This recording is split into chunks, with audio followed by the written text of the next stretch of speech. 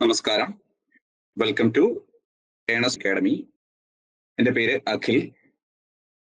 അപ്പൊ ഇന്നത്തെ ഒരു ക്ലാസ് നമ്മൾ RRB NTPC എക്സാംസിന് വേണ്ടിയുള്ള കറണ്ട് അഫയേഴ്സ് ആണ് ഡിസ്കസ് ചെയ്യുന്നത്.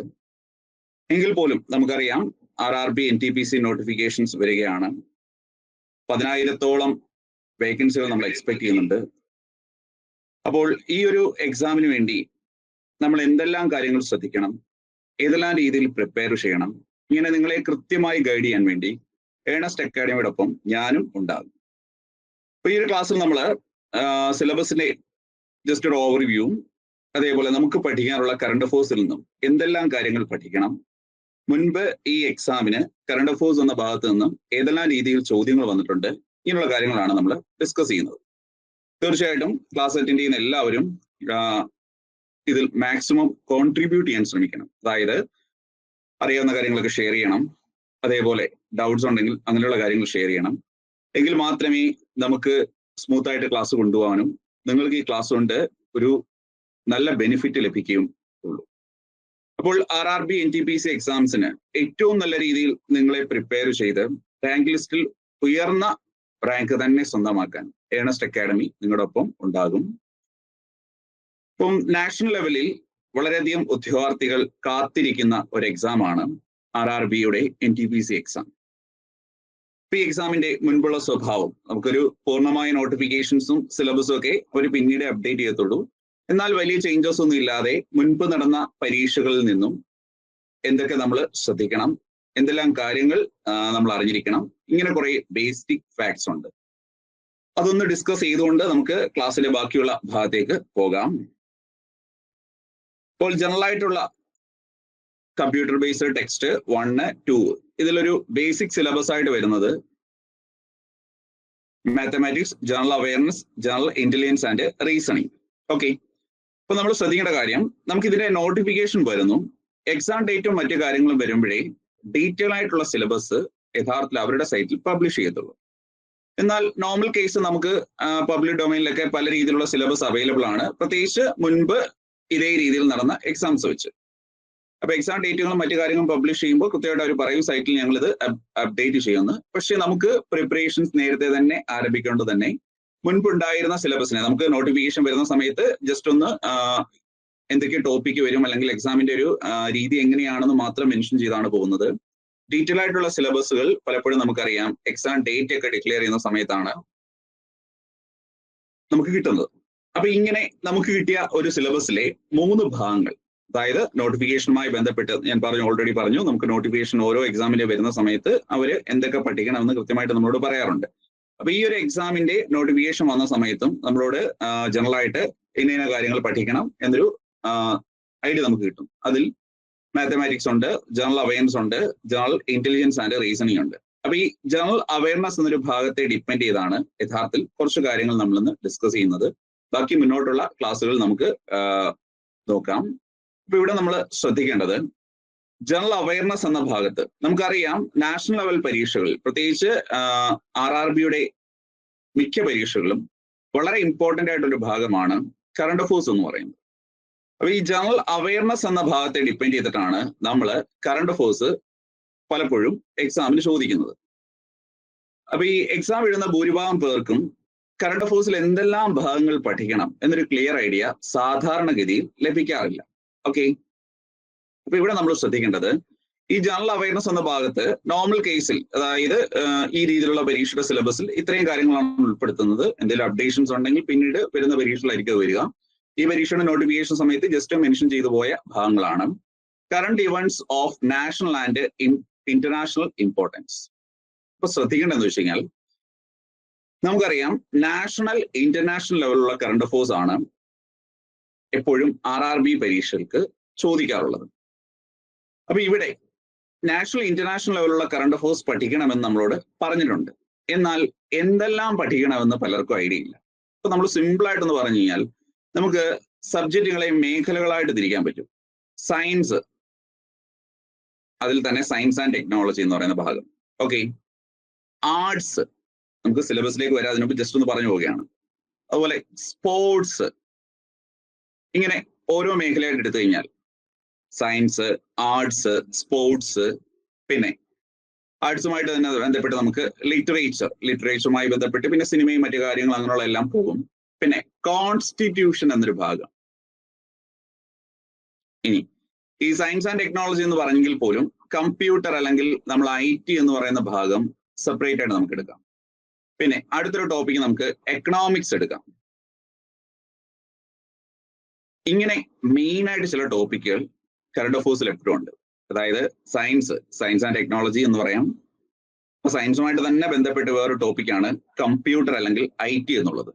എക്സാം നോട്ടിഫിക്കേഷൻ വരുന്ന സമയത്ത് നമുക്ക് തരുന്ന സിലബസിൽ ഈ പറഞ്ഞ കാര്യങ്ങളെല്ലാം ഇൻക്ലൂഡ് ചെയ്തിട്ടുണ്ടായിരുന്നു. അപ്പോൾ കമ്പ്യൂട്ടർ അല്ലെങ്കിൽ IT നമുക്ക് സെപ്പറേറ്റ് ആയിട്ടൊന്ന് വെക്കാം. പിന്നെ ഈ ആർട്സ്, സ്പോർട്സ്, ലിറ്ററേച്ചർ എന്ന് പറഞ്ഞാൽ പ്രധാനപ്പെട്ട അവാർഡുകളും, അതുപോലെ അവാർഡ് എന്ന് പറയുമ്പോൾ നമുക്കറിയാം ലിറ്ററേച്ചർ അവാർഡുകളുണ്ട്, അതുപോലെ ഫിലിം അവാർഡ് ഉണ്ട്, പിന്നെ സെപ്പറേറ്റ് സ്പോർട്സ് ഉണ്ട്. സ്പോർട്സ് എന്ന് പറയുമ്പോൾ സ്പോർട്സ് ഈവന്റ്സും വരും, അതുകൂടാതെ സ്പോർട്സുമായി ബന്ധപ്പെട്ട അവാർഡ്സ് വരും. പിന്നെ കോൺസ്റ്റിറ്റ്യൂഷൻ എന്നൊരു ടോപ്പിക്. ഈ കോൺസ്റ്റിറ്റ്യൂഷനിൽ സാധാരണ പ്രധാനപ്പെട്ട എല്ലാ വർഷവും വരുന്ന രണ്ട് ഭാഗം എന്ന് വെച്ച് കഴിഞ്ഞാൽ ഒന്ന് റിപ്പബ്ലിക് ഡേയും രണ്ട് ഇൻഡിപെൻഡൻസ് ഡേയുമാണ്. ഇത് കൂടാതെ പ്രധാനപ്പെട്ട നിയമങ്ങൾ, ഇപ്പൊ നമുക്കറിയാം വനിതാ സംവരണ ബില്ല് എന്നൊരു ബില്ല് പാസ്സാക്കുന്നു. ഇപ്പൊ നാഷണൽ ലെവലുള്ള ഒരു ഇമ്പോർട്ടന്റ് ആയിട്ടുള്ള സംഭവമാണ്. അപ്പൊ അത് കോൺസ്റ്റിറ്റ്യൂഷനിലാണ്. അല്ലെങ്കിൽ ഇന്ത്യൻ കോൺസ്റ്റിറ്റ്യൂഷനിൽ പുതിയൊരു അമെന്റ്മെന്റ് വരുന്നു, അപ്പൊ അതെന്താകും, ഇതുമായി ബന്ധപ്പെട്ട ടോപ്പിക്കാകും. പിന്നെ എക്കണോമിക്സുമായിട്ട് ബന്ധപ്പെട്ട് എപ്പോഴും നമ്മൾ ശ്രദ്ധിക്കേണ്ടത് നാഷണൽ ലെവൽ ബഡ്ജറ്റ് ആണ്. ബഡ്ജറ്റിനെ ബേസ് ചെയ്താണ് പലപ്പോഴും RRB പരീക്ഷയിൽ ക്വസ്റ്റ്യൻ ചോദിക്കാറുള്ളത്. പ്രത്യേകിച്ച് ബഡ്ജറ്റിൽ റെയിൽവേയുമായി ബന്ധപ്പെട്ട പ്രാധാന്യം കൊടുത്തിരിക്കുന്ന ഭാഗങ്ങളൊക്കെ ചോദിക്കും. അതുകൂടാതെ ഇന്റർനാഷണൽ ലെവലിൽ പോകുമ്പോൾ നമുക്കറിയാം എക്കണോമിക്സുമായി ബന്ധപ്പെട്ട് നൊബേൽ പ്രൈസ് വരാറുണ്ട്, അതൊരു ടോപ്പിക്കാണ്. പിന്നെ നാഷണൽ ലെവലിൽ നീതി ആയോഗിന്റെ റിപ്പോർട്ട്സ് വരാറുണ്ട്, ഇതും എന്താണ്, ടോപ്പിക്കാണ്. അപ്പോൾ ഇതിപ്പോ ഞാൻ ജസ്റ്റ് ഒന്ന് പറഞ്ഞതേ ഉള്ളൂ. ഇനി നമുക്ക് നോട്ടിഫിക്കേഷൻ, ഞാൻ പറഞ്ഞു ഓൾറെഡി നോട്ടിഫിക്കേഷൻ വന്നു കഴിഞ്ഞു. പല എക്സാമിന്റെ ഡേറ്റ് ഇടുമ്പോഴാണ് ഡീറ്റെയിൽഡ് സിലബസ് ഇടുന്നത്. പക്ഷേ നമുക്ക് അവൈലബിൾ ആയിട്ടുണ്ട് ഓൾറെഡി ഇതിലുള്ള പരീക്ഷകളിൽ RRB കോമൺ ആയിട്ട് പബ്ലിഷ് ചെയ്യുന്നൊരു സിലബസ് ഉണ്ട്. അപ്പൊ ഇതില് current events on national and international importance ഞാൻ പറഞ്ഞു. അപ്പൊ ഇത് നമുക്ക് നോക്കാം. അതായത് ഗെയിംസ് ആൻഡ് സ്പോർട്സ്. അപ്പൊ ഒരു ജനറൽ അവയർനെസ് ആണ് GK എന്ന് പറയുന്ന ഭാഗത്ത്. ഇപ്പൊ നമുക്കറിയാം പ്രധാനപ്പെട്ട ഗെയിംസ്, അതുപോലെ സ്പോർട്സ്, അതുമായി ബന്ധപ്പെട്ട കാര്യങ്ങൾ. Arts and culture of India, ഇന്ത്യയിലെ പ്രധാനപ്പെട്ട കലാരൂപങ്ങൾ, Indian culture. Then Indian literature, monuments and places of India. അപ്പൊ ഈ ഭാഗത്തെല്ലാം എന്തുണ്ട്, ഈ GK എന്ന് പറയുന്ന ടോപ്പിക്ക് കൂടാതെ നമുക്ക് എന്തുണ്ട്, കറണ്ട് അഫേഴ്സ് പോയിന്റും ഉണ്ട്. General science and life science, അത് ഒരു കൃത്യമായിട്ട് നമ്മൾ പറയുന്നത് ഒരു 10th ലെവൽ വരെയുള്ള സ്കൂൾ ടെക്സ്റ്റ്, അതായത് CBSE സിലബസിനെ ബേസ് ചെയ്ത് പഠിക്കണം എന്നാണ് പറയുന്നത്. History of Indian freedom struggle, അപ്പൊ നമുക്ക് ഇന്ത്യൻ സ്വാതന്ത്ര്യ സമരവുമായി ബന്ധപ്പെട്ട കാര്യങ്ങൾ GKയിൽ വരുന്നുണ്ട്. Physical, social and economic geography of India and world, അപ്പൊ നമുക്ക് ജിയോഗ്രഫിയുമായി ബന്ധപ്പെട്ട് GK വരുന്നുണ്ട്. ജിയോഗ്രഫിയുമായി ബന്ധപ്പെട്ടും കറണ്ട് അഫേഴ്സ് ക്വസ്റ്റ്യൻസ് വരാറില്ലേ? ഇപ്പം ഏതെങ്കിലും ഒരു സൈക്ലോൺ വരുന്നു, അപ്പൊ ആ സൈക്ലോൺ എവിടെയാണ് ഓറിജിൻ, അല്ലെങ്കിൽ അതിന് നെയിം നൽകിയത് ഏത് രാജ്യമാണ്, ആ ഒരു വേർഡിന്റെ മീനിങ് എന്താണ്, അല്ലെങ്കിൽ ഏതെങ്കിലും രാജ്യത്ത് ഒരു എർത്ത് ക്യൂക്ക് ഉണ്ടാകുന്നു, അപ്പം അതുമായി ബന്ധപ്പെട്ടൊരു പോയിന്റ് പരീക്ഷയ്ക്ക് ചോദിക്കാം. അപ്പൊ അതെല്ലാം എന്താണ്, ഈ ഒരു ടോപ്പിക്കുമായി ബന്ധപ്പെട്ട കറണ്ട് അഫേഴ്സ് ആണ്. പിന്നെ Indian പൊളൈറ്റി, governance, constitution and political system. അപ്പൊ ഇവിടെയാണ് പറഞ്ഞത് കറണ്ട് അഫേഴ്സിൽ കോൺസ്റ്റിറ്റ്യൂഷനുമായിട്ട് ബന്ധപ്പെട്ട ക്വസ്റ്റ്യൻസ് വരും. ഓൾസോ നമുക്ക് ഇന്ത്യൻ ഗവൺമെന്റ്, ഇന്ത്യയിൽ പ്രധാനപ്പെട്ട പൊസിഷൻസ് ഹോൾഡ് ചെയ്യുന്ന വ്യക്തികൾ, ഇപ്പൊ സുപ്രീം കോടതിയുടെ ചീഫ് ജസ്റ്റിസ്, അല്ലെങ്കിൽ ചീഫ് ഇലക്ഷൻ കമ്മീഷണർ, അല്ലെങ്കിൽ നിലവിലെ ഇന്ത്യയുടെ ഹോം മിനിസ്റ്റർ, അതായത് കേന്ദ്ര മന്ത്രിസഭയിലെ മന്ത്രിമാർ, അതുപോലെ പ്രധാനപ്പെട്ട ചില സ്റ്റേറ്റിലെ മുഖ്യമന്ത്രിമാർ പുതിയതായിട്ട് അപ്പോയിന്റ് ചെയ്യപ്പെട്ടാണെങ്കിൽ അവിടുന്ന് ക്വസ്റ്റ്യൻസ് വരാം. പിന്നെ കോൺസ്റ്റിറ്റ്യൂഷനായിട്ട് പറഞ്ഞ കാര്യങ്ങൾ വരാം. General scientific and technological developments including space and nuclear programmes of India. അപ്പൊ നമുക്ക് നോർമലി ISR എന്ന് പറയുന്ന സ്ഥാപനം, ISRയുടെ നേട്ടങ്ങൾ, അങ്ങനെയുള്ള കുറെ GK പഠിക്കാനുണ്ട്. അതുകൂടാതെ നമുക്കറിയാം സ്പേസ് എക്സ്, നാസ. ഇത് കഴിഞ്ഞാൽ ഏറ്റവും ശ്രദ്ധേയമായ സ്പേസ് ഏജൻസി നമ്മുടെ ISRO ആണ്. അപ്പൊ ISROയെ സംബന്ധിച്ച് നമ്മൾ അഭിമാനകരമായ പല പ്രൊജക്ട്സിലൂടെയും കടന്നുപോയി. ചന്ദ്രയാൻ 3, ആദിത്യ L1, ഇതെല്ലാം RRBയുടെ പല പരീക്ഷകളിലും കറണ്ട് അഫേഴ്സിൽ ക്വസ്റ്റ്യൻസ് ആയിട്ട് വന്നിട്ടുണ്ട്. ഇപ്പൊ ഏറ്റവും ലേറ്റസ്റ്റ് ആയിട്ട് നമ്മൾ ഗഗൻയാൻ എന്ന് പറയുന്ന മിഷനെ കുറിച്ച് ചിന്തിക്കുന്നുണ്ട്. അതേപോലെ ശുക്രയാൻ എന്ന് പറയുന്ന മിഷൻസിനെ കുറിച്ച് ചിന്തിക്കുന്നുണ്ട്. പിന്നെ ചെറിയ ചെറിയ ചില പ്രോജക്ട്സ് നമ്മൾ ഇടയ്ക്ക് ലോഞ്ച് ചെയ്യുന്നുണ്ട്. ഇപ്പൊ ഗഗൻയാൻ മിഷന്റെ ഭാഗമായിട്ടൊക്കെയാണ് ഇപ്പൊ ഏറ്റവും കൂടുതൽ അപ്ഡേഷൻസ് നടക്കുന്നത്. സോ കറണ്ട് അഫേഴ്സിൽ ആ ഒരു സംഭവം വരാം.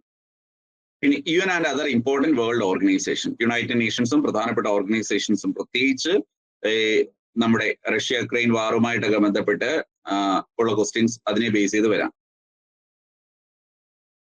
എൻവയോൺമെന്റൽ issues concerning India and world, പ്രധാനപ്പെട്ട എൻവയോൺമെന്റൽ ഇഷ്യൂസ്. അപ്പൊ ഇതുമായിട്ട് ബന്ധപ്പെട്ട് ക്വസ്റ്റ്യൻസ് വരാം. നമുക്കറിയാം വേൾഡ് എൻവയോൺമെന്റൽ ഡേ, അതേപോലെ IUCN, മറ്റ് സംഘടനകളുടെ പ്രഖ്യാപനങ്ങൾ, നിയമനങ്ങളുള്ള കാര്യങ്ങളൊക്കെ വരാം. Basics of computer and computer applications, നമുക്കറിയാം കമ്പ്യൂട്ടർ ബേസ്ഡ് ടെക്സ്റ്റ് പരീക്ഷകളാണ് കൂടുതലും ഉള്ളത്. അതുകൊണ്ട് തന്നെ നമുക്ക് ഈ ഇതുപോലുള്ള തസ്തികളിലേക്ക് അപ്ലൈ ചെയ്യുന്ന സമയത്ത് തീർച്ചയായിട്ടും കമ്പ്യൂട്ടറിനെ കുറിച്ചും കമ്പ്യൂട്ടറിന്റെ ബാക്കി ഡീറ്റെയിൽസും ഒക്കെ അറിഞ്ഞിരിക്കേണ്ടതായിട്ടുണ്ട്. അപ്പോൾ അതിലെ ബേസിക്സ് ആയിട്ടുള്ള കാര്യങ്ങൾ നമുക്കറിയാം. അവിടെയും കറണ്ട് അഫയേഴ്സ് റിലേറ്റഡ് ആയിട്ടുള്ള പുതിയ ഫാക്ട്സ് ഒക്കെ വരും. ഇപ്പൊ നമുക്കറിയാം, ഇപ്പൊ ഏറ്റവും ലേറ്റസ്റ്റ് ആയിട്ട് ഇപ്പൊ നാഷണൽ ലെവൽ നോക്കി കഴിഞ്ഞാൽ നിങ്ങൾ എല്ലാവരും 1930 എന്ന് പറയുന്ന നമ്പർ മറ്റൊരാളെ കോൾ ചെയ്യുമ്പോഴേ കാണാറില്ലയോ? അതായത് സൈബർ സാമ്പത്തിക തട്ടിപ്പായിട്ടൊക്കെ ബന്ധപ്പെട്ട് നമുക്ക് പരാതികൾ അറിയിക്കാനുള്ള സെൻട്രൽ ഹോം മിനിസ്റ്ററിയുടെ ഹെൽപ്പ് ലൈൻ നമ്പറാണ് 1930. അപ്പൊ അത് കറണ്ട് അഫയേഴ്സ് അല്ലേ? എന്തുമായിട്ട് ബന്ധപ്പെട്ടാണ്? IT-യുമായിട്ട് ബന്ധപ്പെട്ടാണെന്ന് പറയാൻ പറ്റും. പിന്നെ transport system of India, Indian economy, famous personalities of India and world, പ്രധാനപ്പെട്ട വ്യക്തികൾ. ഇപ്പൊ അതൊക്കെ എന്ന് പറഞ്ഞാൽ ഇപ്പൊ ഏതെങ്കിലും ഒരു വ്യക്തി അന്തരിക്കുന്ന സമയത്തായിരിക്കും റീസെന്റ് അന്തരിച്ച ഈ വ്യക്തി ഏതു മേഖലയുമായി ബന്ധപ്പെട്ടിരിക്കുന്നു, അല്ലെങ്കിൽ അദ്ദേഹം മ്യൂസിക്കിലെ ഏത് വിഭാഗത്തിൽപ്പെട്ട വ്യക്തിയാണ്, ഇങ്ങനെയൊക്കെ കുറെ ക്വസ്റ്റ്യൻ ചോദിക്കാം. ഇന്ത്യയിലെ പ്രധാനപ്പെട്ട ഓർഗനൈസേഷൻസ്, അതായത് ഞാൻ പറഞ്ഞിട്ട് നാഷണൽ ഹ്യൂമൻ റൈറ്റ്സ് കമ്മീഷൻ, അല്ലെങ്കിൽ women's commission, right to information commission, അങ്ങനെ ഇമ്പോർട്ടൻ്റ് ആയിട്ടുള്ള കുറെ കമ്മീഷൻസ് ഉണ്ട്. ആ കമ്മീഷൻസ് എപ്പോൾ നിലവിൽ വന്നു, അതിൽ ഫസ്റ്റ് ഹെഡ് ആരായിരുന്നു, നിലവിൽ ആരാണ്, അവരുടെ പ്രവർത്തനങ്ങൾ എങ്ങനെയാണ്, അതിലെ മെമ്പേഴ്സിനെ അപ്പോയിന്റ് ചെയ്യുന്ന സ്ട്രക്ചർ എങ്ങനെയാണ്, ഇങ്ങനെയൊക്കെയാണ് ജനറൽ അവയർനെസ്സിൽ സിലബസ് വരുന്നത്. ഡീറ്റെയിൽ ആയിട്ട് നമുക്ക് ഓരോ ടോപ്പിക്കും പഠിക്കുന്ന സമയത്ത് പോകാം. അപ്പൊ ഇവിടെ ഞാൻ ഉദ്ദേശിച്ചത് എന്താ വെച്ച് കഴിഞ്ഞാൽ, ഈ ജനറൽ അവയർനെസ് എന്ന് പറയുന്ന GK ടോപ്പിക് എക്സാമിന്റെ സ്വഭാവം അനുസരിച്ച് 1 സ്റ്റേജ് 2 സ്റ്റേജിലായിട്ട് വരുമ്പോൾ ടോപ്പിക്ക് മാർക്കിൽ വ്യത്യാസം വരും. 40 മാർക്ക് 50 മാർക്കായിട്ടൊക്കെ ചേഞ്ചസ് വരും. അപ്പൊ ഇവിടെ മെയിൻ ആയിട്ട് ഞാൻ ഉദ്ദേശിച്ച കാര്യം എന്തെന്ന് ചോദിച്ചു കഴിഞ്ഞാൽ, ഈ ടോപ്പിക്കിനൊക്കെ നമ്മൾ എന്ത് പഠിച്ചിരിക്കണം? കറണ്ട് അഫയേഴ്സ് പഠിച്ചിരിക്കണം. അപ്പം പലപ്പോഴും എക്സാം എഴുതുന്ന സമയത്ത് പലർക്കും ഡൗട്ട് ആയിട്ടുള്ള കാര്യമാണ് നമ്മൾ ഏതൊക്കെ ടോപ്പിക്കിന് കറണ്ട് അഫയേഴ്സ് പഠിക്കണം എന്നുള്ളത്. ഇവിടെ നമുക്ക് മനസ്സിലായ ഒരു കാര്യം എന്ന് വെച്ച് കഴിഞ്ഞാൽ, ഇവിടെ ജനറൽ ആയിട്ട് സിലബസിൽ പറയുന്ന ഇത്രയും പോയിന്റ്സിനെ ഡിപ്പെൻഡ് ചെയ്ത് നമ്മൾ എന്ത് ചെയ്യണം? കറണ്ട് അഫയേഴ്സ് പഠിച്ചിരിക്കണം. അതുകൊണ്ടാണ് ഞാൻ തുടക്കത്തിൽ arts, sports, literature, constitution, economics എന്നൊക്കെ പറഞ്ഞത്. പിന്നെ ഇമ്പോർട്ടൻ്റ് ആയിട്ടുള്ള കുറെ സ്ഥാപനങ്ങളുണ്ട്, അതിലെ ഹെഡ്സ്, ആ സ്ഥാപനങ്ങളുടെ ഹെഡ് ആരാന്ന് വെച്ച് കഴിഞ്ഞാൽ അവരെ കുറിച്ച് പഠിക്കണം. പിന്നെ അങ്ങനെയുള്ള സ്ഥാപനങ്ങളുടെ സ്ട്രക്ചർ എങ്ങനെയാണ്, അവരെ അപ്പോയിന്റ് ചെയ്യുന്ന ആര്, അവരുടെ കാലാവധി എത്രയാണ്, ഇങ്ങനെയുള്ള കുറെ കാര്യങ്ങളൊക്കെ നമ്മൾ ഡിസ്കസ് ചെയ്ത് വേണം മുന്നോട്ട് പോകാൻ ഏത് ടോപ്പിക്ക് പഠിക്കുമ്പോഴും. അപ്പോൾ സെപ്പറേറ്റ് ആയിട്ട് കറണ്ട് അഫയേഴ്സ് എന്നൊരു കാര്യം കാണേണ്ടതില്ല. ജനറൽ അവയർനെസ് എന്ന് പറയുന്ന ഭാഗത്ത് നമുക്ക് ഈ പറഞ്ഞ സംഭവങ്ങളെ കുറിച്ച് നല്ല അവയർനെസ് ഉണ്ടാകണം. ആ സമയത്ത് തന്നെ ഈ ടോപ്പിക്കുമായി ബന്ധപ്പെട്ട കറണ്ട് അഫയേഴ്സും പഠിച്ചു പോയി കഴിഞ്ഞാൽ നമുക്ക് ഏറ്റവും ഈസി ആയിട്ട് കറണ്ട് അഫയേഴ്സിൽ ഈ എക്സാമിന് ഫുൾ മാർക്കും സ്കോർ ചെയ്യാൻ സാധിക്കും. പിന്നെ ഇനി ശ്രദ്ധിക്കേണ്ട ഒരു കാര്യം എന്താ വെച്ച് കഴിഞ്ഞാൽ, ഇപ്പൊ ഞാൻ പറഞ്ഞു എക്സാമിന്റെ നോട്ടിഫിക്കേഷൻ വന്നു, എക്സാം ഡേറ്റിന് വേണ്ടി എല്ലാവരും വെയിറ്റ് ചെയ്യാണ്. അപ്പൊ ഈ ഒരു ടൈമിൽ എല്ലാവർക്കും കിട്ടുന്ന ടൈം ഒരുപോലാണ്. ടൈം അടുത്തു, അതായത് ഇനിയുള്ള ദിവസങ്ങൾ നമ്മൾ ഏറ്റവും നന്നായിട്ട് തന്നെ പ്രിപ്പയർ ചെയ്യണം. ആ ഒരു ഷോർട്ട് പീരീഡ് ഓഫ് ടൈമിൽ നമ്മൾ എങ്ങനെ സ്മാർട്ടായി വർക്ക് ചെയ്യുന്നു എന്നതിനെ ഡിപ്പെൻഡ് ചെയ്താണ് നമുക്ക് ലിസ്റ്റ് വരുമ്പോൾ ഏറ്റവും ടോപ്പിലേക്ക് എത്താൻ സാധിക്കുന്നത്. ഇപ്പോൾ സിലബസിനെ കുറിച്ചുള്ളൊരു ബേസിക് ഐഡിയ, പ്രത്യേകിച്ച് ജനറൽ അവയർനെസ്സിൽ എന്തെല്ലാം പഠിക്കണം എന്നൊരു ഐഡിയ നിങ്ങൾക്ക് കിട്ടിയെന്ന് വിശ്വസിക്കുന്നു. ഇനി ഒരു കാര്യം ശ്രദ്ധിക്കേണ്ടത് വെച്ച് കഴിഞ്ഞാൽ, തീർച്ചയായിട്ടും ഇതുപോലുള്ള എക്സാമിന് പ്രിപ്പയർ ചെയ്യുമ്പോൾ നമ്മൾ ഏത് സോഴ്സിൽ നിന്ന് എന്ത് പഠിക്കണമെന്ന് പലർക്കും ഡൗട്ട് ഉണ്ടാവും. അവിടെ ശ്രദ്ധിക്കേണ്ട ഒരു കാര്യം, ഒരേ ഒരു കാര്യത്തെ ഡിപ്പെൻഡ് ചെയ്ത് നമുക്ക് നമ്മുടെ പഠനത്തിന്റെ സ്റ്റൈൽ ചേഞ്ച് ചെയ്യാൻ പറ്റും. ഈ പാറ്റേണിൽ ഈ സിലബസിൽ ഇതേ പരീക്ഷ മുൻപ് നടത്തിയിട്ടുണ്ട്. ആ പരീക്ഷയുടെ ക്വസ്റ്റ്യൻ പേപ്പറിലൂടെ നമുക്ക് എന്ത് ചെയ്യാൻ സാധിക്കും?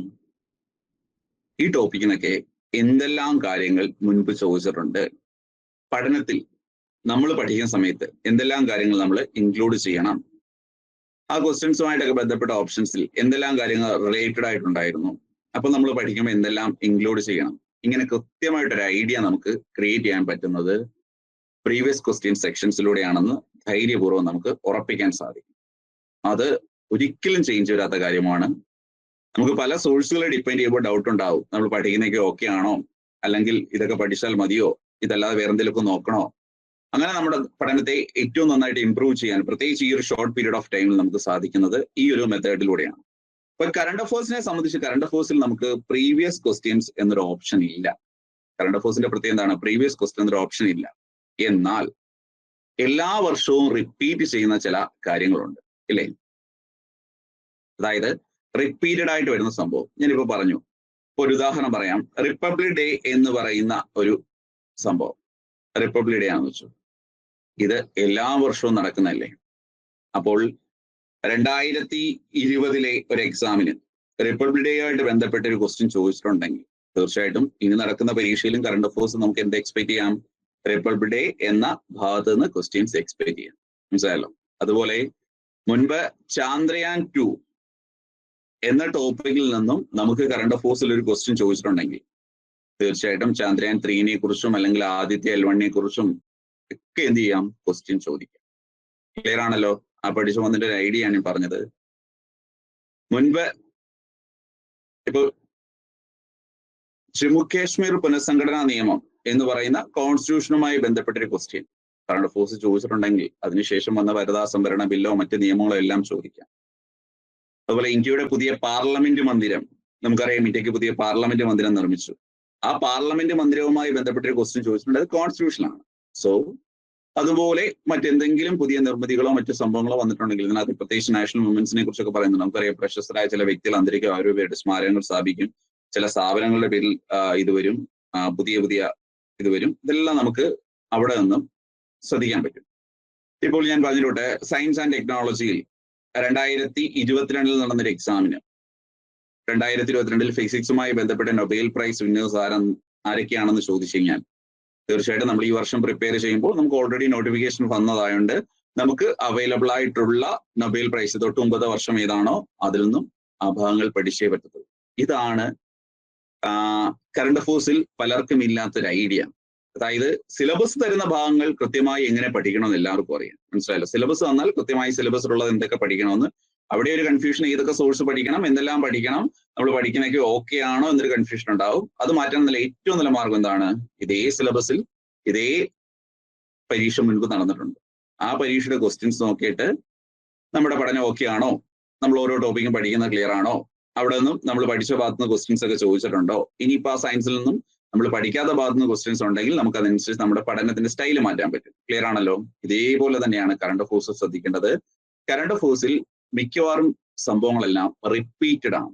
റിപ്പീറ്റഡ് എന്ന് പറഞ്ഞു കഴിഞ്ഞാൽ, ഉദാഹരണം പറഞ്ഞാൽ ഒരു നമുക്ക് ലിറ്ററേച്ചറുമായി ബന്ധപ്പെട്ട അല്ലെങ്കിൽ ആർട്സുമായി ബന്ധപ്പെട്ട ഒരു പോയിന്റിലേക്ക് പോകാം.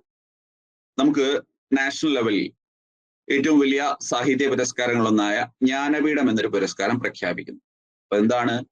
റെഗുലർ ഇന്റർവെൽ ആ പുരസ്കാരം ഇങ്ങനെ പ്രഖ്യാപിച്ചുകൊണ്ടേയിരിക്കും. സോ എക്സാമിന് അതൊരിക്കൽ ചോദിച്ചിട്ടുണ്ടെങ്കിൽ ജ്ഞാനപീഠമോ സരസ്വതി സമ്മാനം ഒക്കെ എന്താണ് വീണ്ടും ചോദിക്കാൻ സാധ്യതയുണ്ട്. ക്ലിയർ ആണല്ലോ?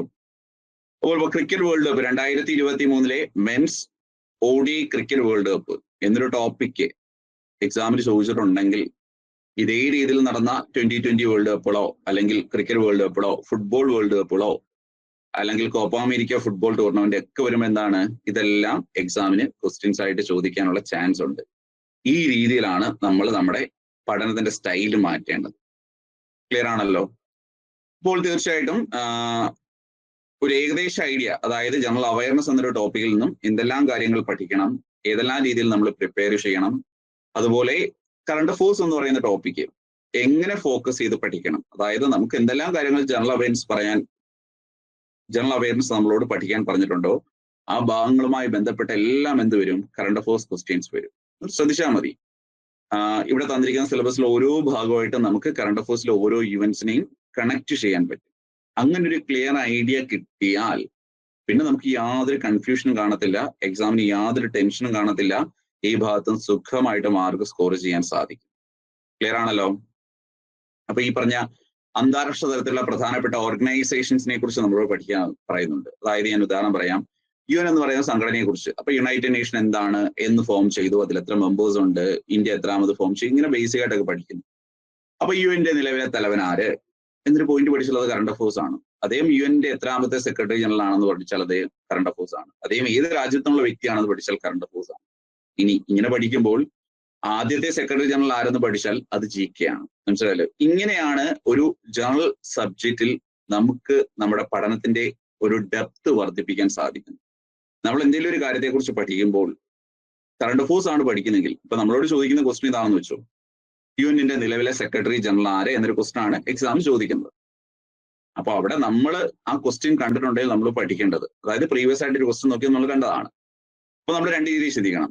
നിലവിൽ യുഎന്റെ സെക്രട്ടറി ജനറൽ ആരെന്ന് പഠിക്കണം, അദ്ദേഹം എത്രാമത്തെ വ്യക്തിയാണെന്ന് പഠിക്കണം, അതുപോലെ ഏത് രാജ്യക്കാരനെന്ന് പഠിക്കണം. അപ്പൊ ഇത്രയും പഠിച്ച സമയത്ത് നമുക്ക് യുണൈറ്റഡ് നേഷൻ എന്ന് പറയുന്ന സംഘടനയെ കുറിച്ച് അടിസ്ഥാനപരമായി ഒന്നും അറിയത്തില്ല. അപ്പോൾ അത് നമ്മൾ പഠിക്കാതെ പോയി കഴിഞ്ഞാൽ പ്രശ്നം എന്താ വെച്ച് കഴിഞ്ഞാൽ എക്സാമിന് സ്റ്റേറ്റ്മെന്റ് ആയിട്ട് കണക്ഷൻ ഇട്ടിട്ട് ക്വസ്റ്റ്യൻ ചോദിക്കുമ്പോൾ നിലവിലെ യുഎൻ സെക്രട്ടറി ജനറൽ ഇന്ന വ്യക്തിയാണ്, ആദ്യത്തെ വ്യക്തി ഇയാളാണ് എന്ന് 2 പോയിന്റ് തരും. അപ്പോൾ കറണ്ട് അഫേഴ്സിൽ ഈ പോയിന്റ് പഠിച്ചപ്പോൾ യുണൈറ്റഡ് നേഷൻ എന്ന് പറയുന്ന ടോപ്പിക്ക് GK ആയിട്ട്, അതായത് ബേസ് ആയിട്ടുള്ള കാര്യങ്ങൾ പഠിക്കാതെ പോയ ഒരാൾക്ക് അവിടെ നിന്ന് മാർക്ക് സ്കോർ ചെയ്യാൻ സാധിക്കത്തില്ല. ഇതുപോലാണ് എല്ലാ ടോപ്പിക്കും നമ്മൾ ശ്രദ്ധിക്കേണ്ടത്. ഇപ്പം നമ്മളിപ്പോ പഠിക്കുന്നു ISROയുടെ 11th, അതായത് 11ാമത്തെ ചെയർമാൻ. നിലവിൽ ISRO ചെയർമാൻ ആരാണ്? ഒന്ന് കമന്റ് ചെയ്തേ. നിലവിലെ ISRO ചെയർമാൻ ആരാണ്? നിലവിലെ ISROയുടെ ചെയർമാൻ ആരാണ്? യെസ്, 11ാമത്തെ ചെയർമാൻ ആണെന്ന് ഞാൻ ഓൾറെഡി പറഞ്ഞു. V നാരായണൻ.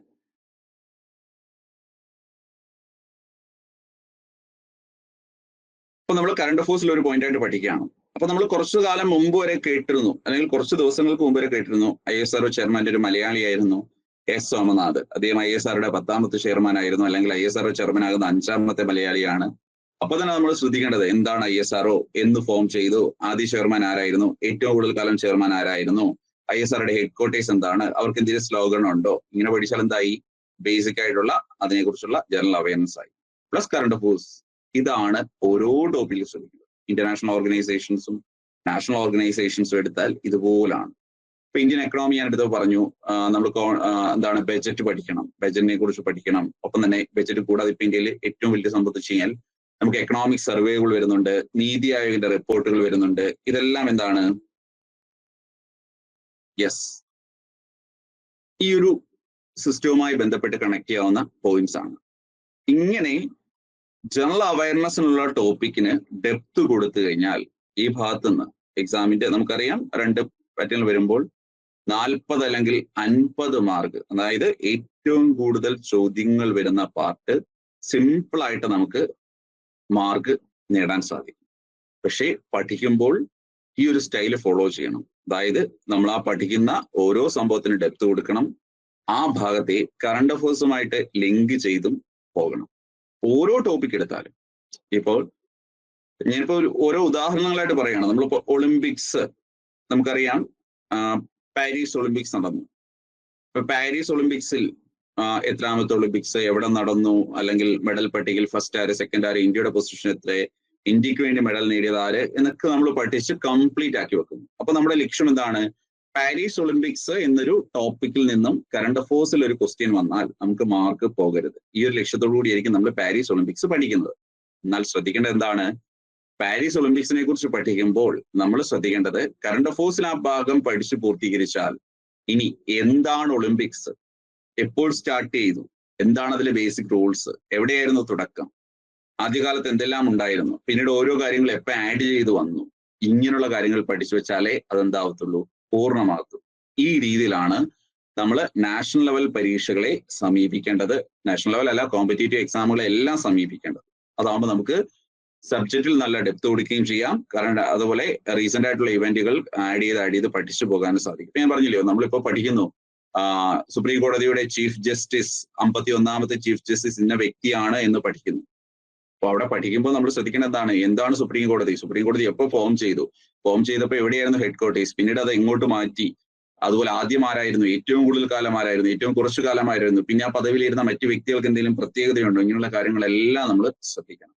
ഇതാണ് പഠനത്തിന്റെ കറക്റ്റ് ഒരു മെത്തേഡ് എന്ന് പറയുന്നത്. ഈ രീതിയിൽ പഠിച്ചു കഴിഞ്ഞാൽ പിന്നീട് നമുക്ക് യാതൊരു കൺഫ്യൂഷൻ കാണത്തില്ല. പലർക്കും എക്സാമിന് വേണ്ടി, അതായത് ഞാൻ പറഞ്ഞല്ലോ, ഇപ്പൊ നോട്ടിഫിക്കേഷൻ വന്ന് നമ്മൾ എക്സാം ഡേറ്റ് പ്രതീക്ഷിച്ചിരിക്കുന്ന ഒരു സമയമാണ്. അപ്പോൾ നമുക്ക് കിട്ടുമെന്ന് പറഞ്ഞാൽ വളരെ ഇമ്പോർട്ടന്റ് ആയിട്ടുള്ള സമയമാണ്.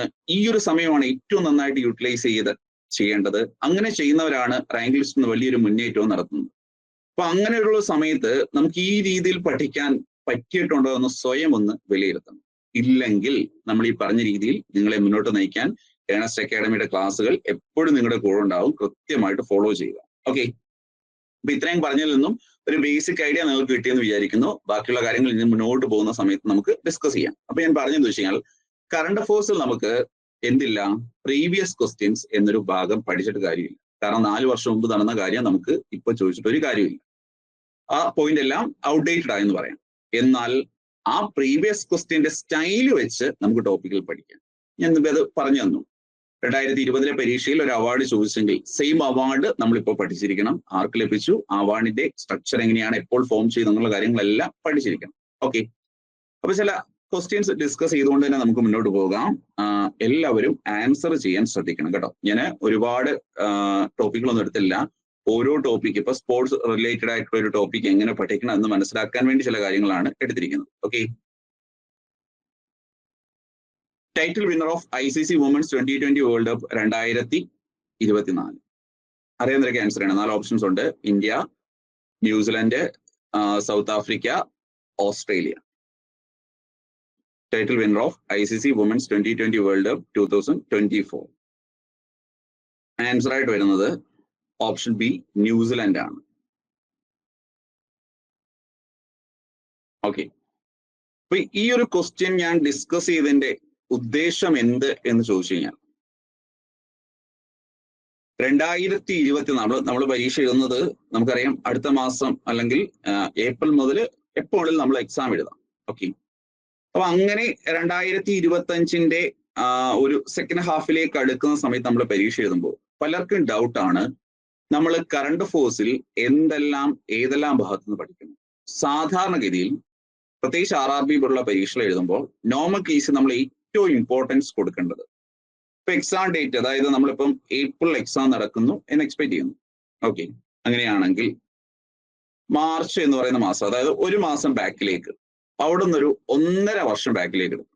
അപ്പൊ ഇവിടെ എന്ന് പറഞ്ഞാൽ 2025 പകുതിയായി എന്നൊരു കണക്കാണെങ്കിൽ 2024 തുടക്കം മുതൽ നമ്മുടെ എക്സാം ഏപ്രിൽ നടക്കുന്നുവെങ്കിൽ ഒരു 2025 മാർച്ച് വരെ, ഇതുള്ളതൊരു ഒരു ഉദാഹരണം പറഞ്ഞാണ്. നമ്മുടെ എക്സാം സെപ്റ്റംബറിൽ നടന്നു കഴിഞ്ഞാൽ 2025 ഓഗസ്റ്റ് വരെ, ഈ ഒരു അർത്ഥത്തിലാണ് ഞാൻ പറയുന്നത്. ഉള്ള കാര്യങ്ങൾ ഏറ്റവും പ്രാധാന്യത്തോടെ പഠിച്ചിരിക്കണം.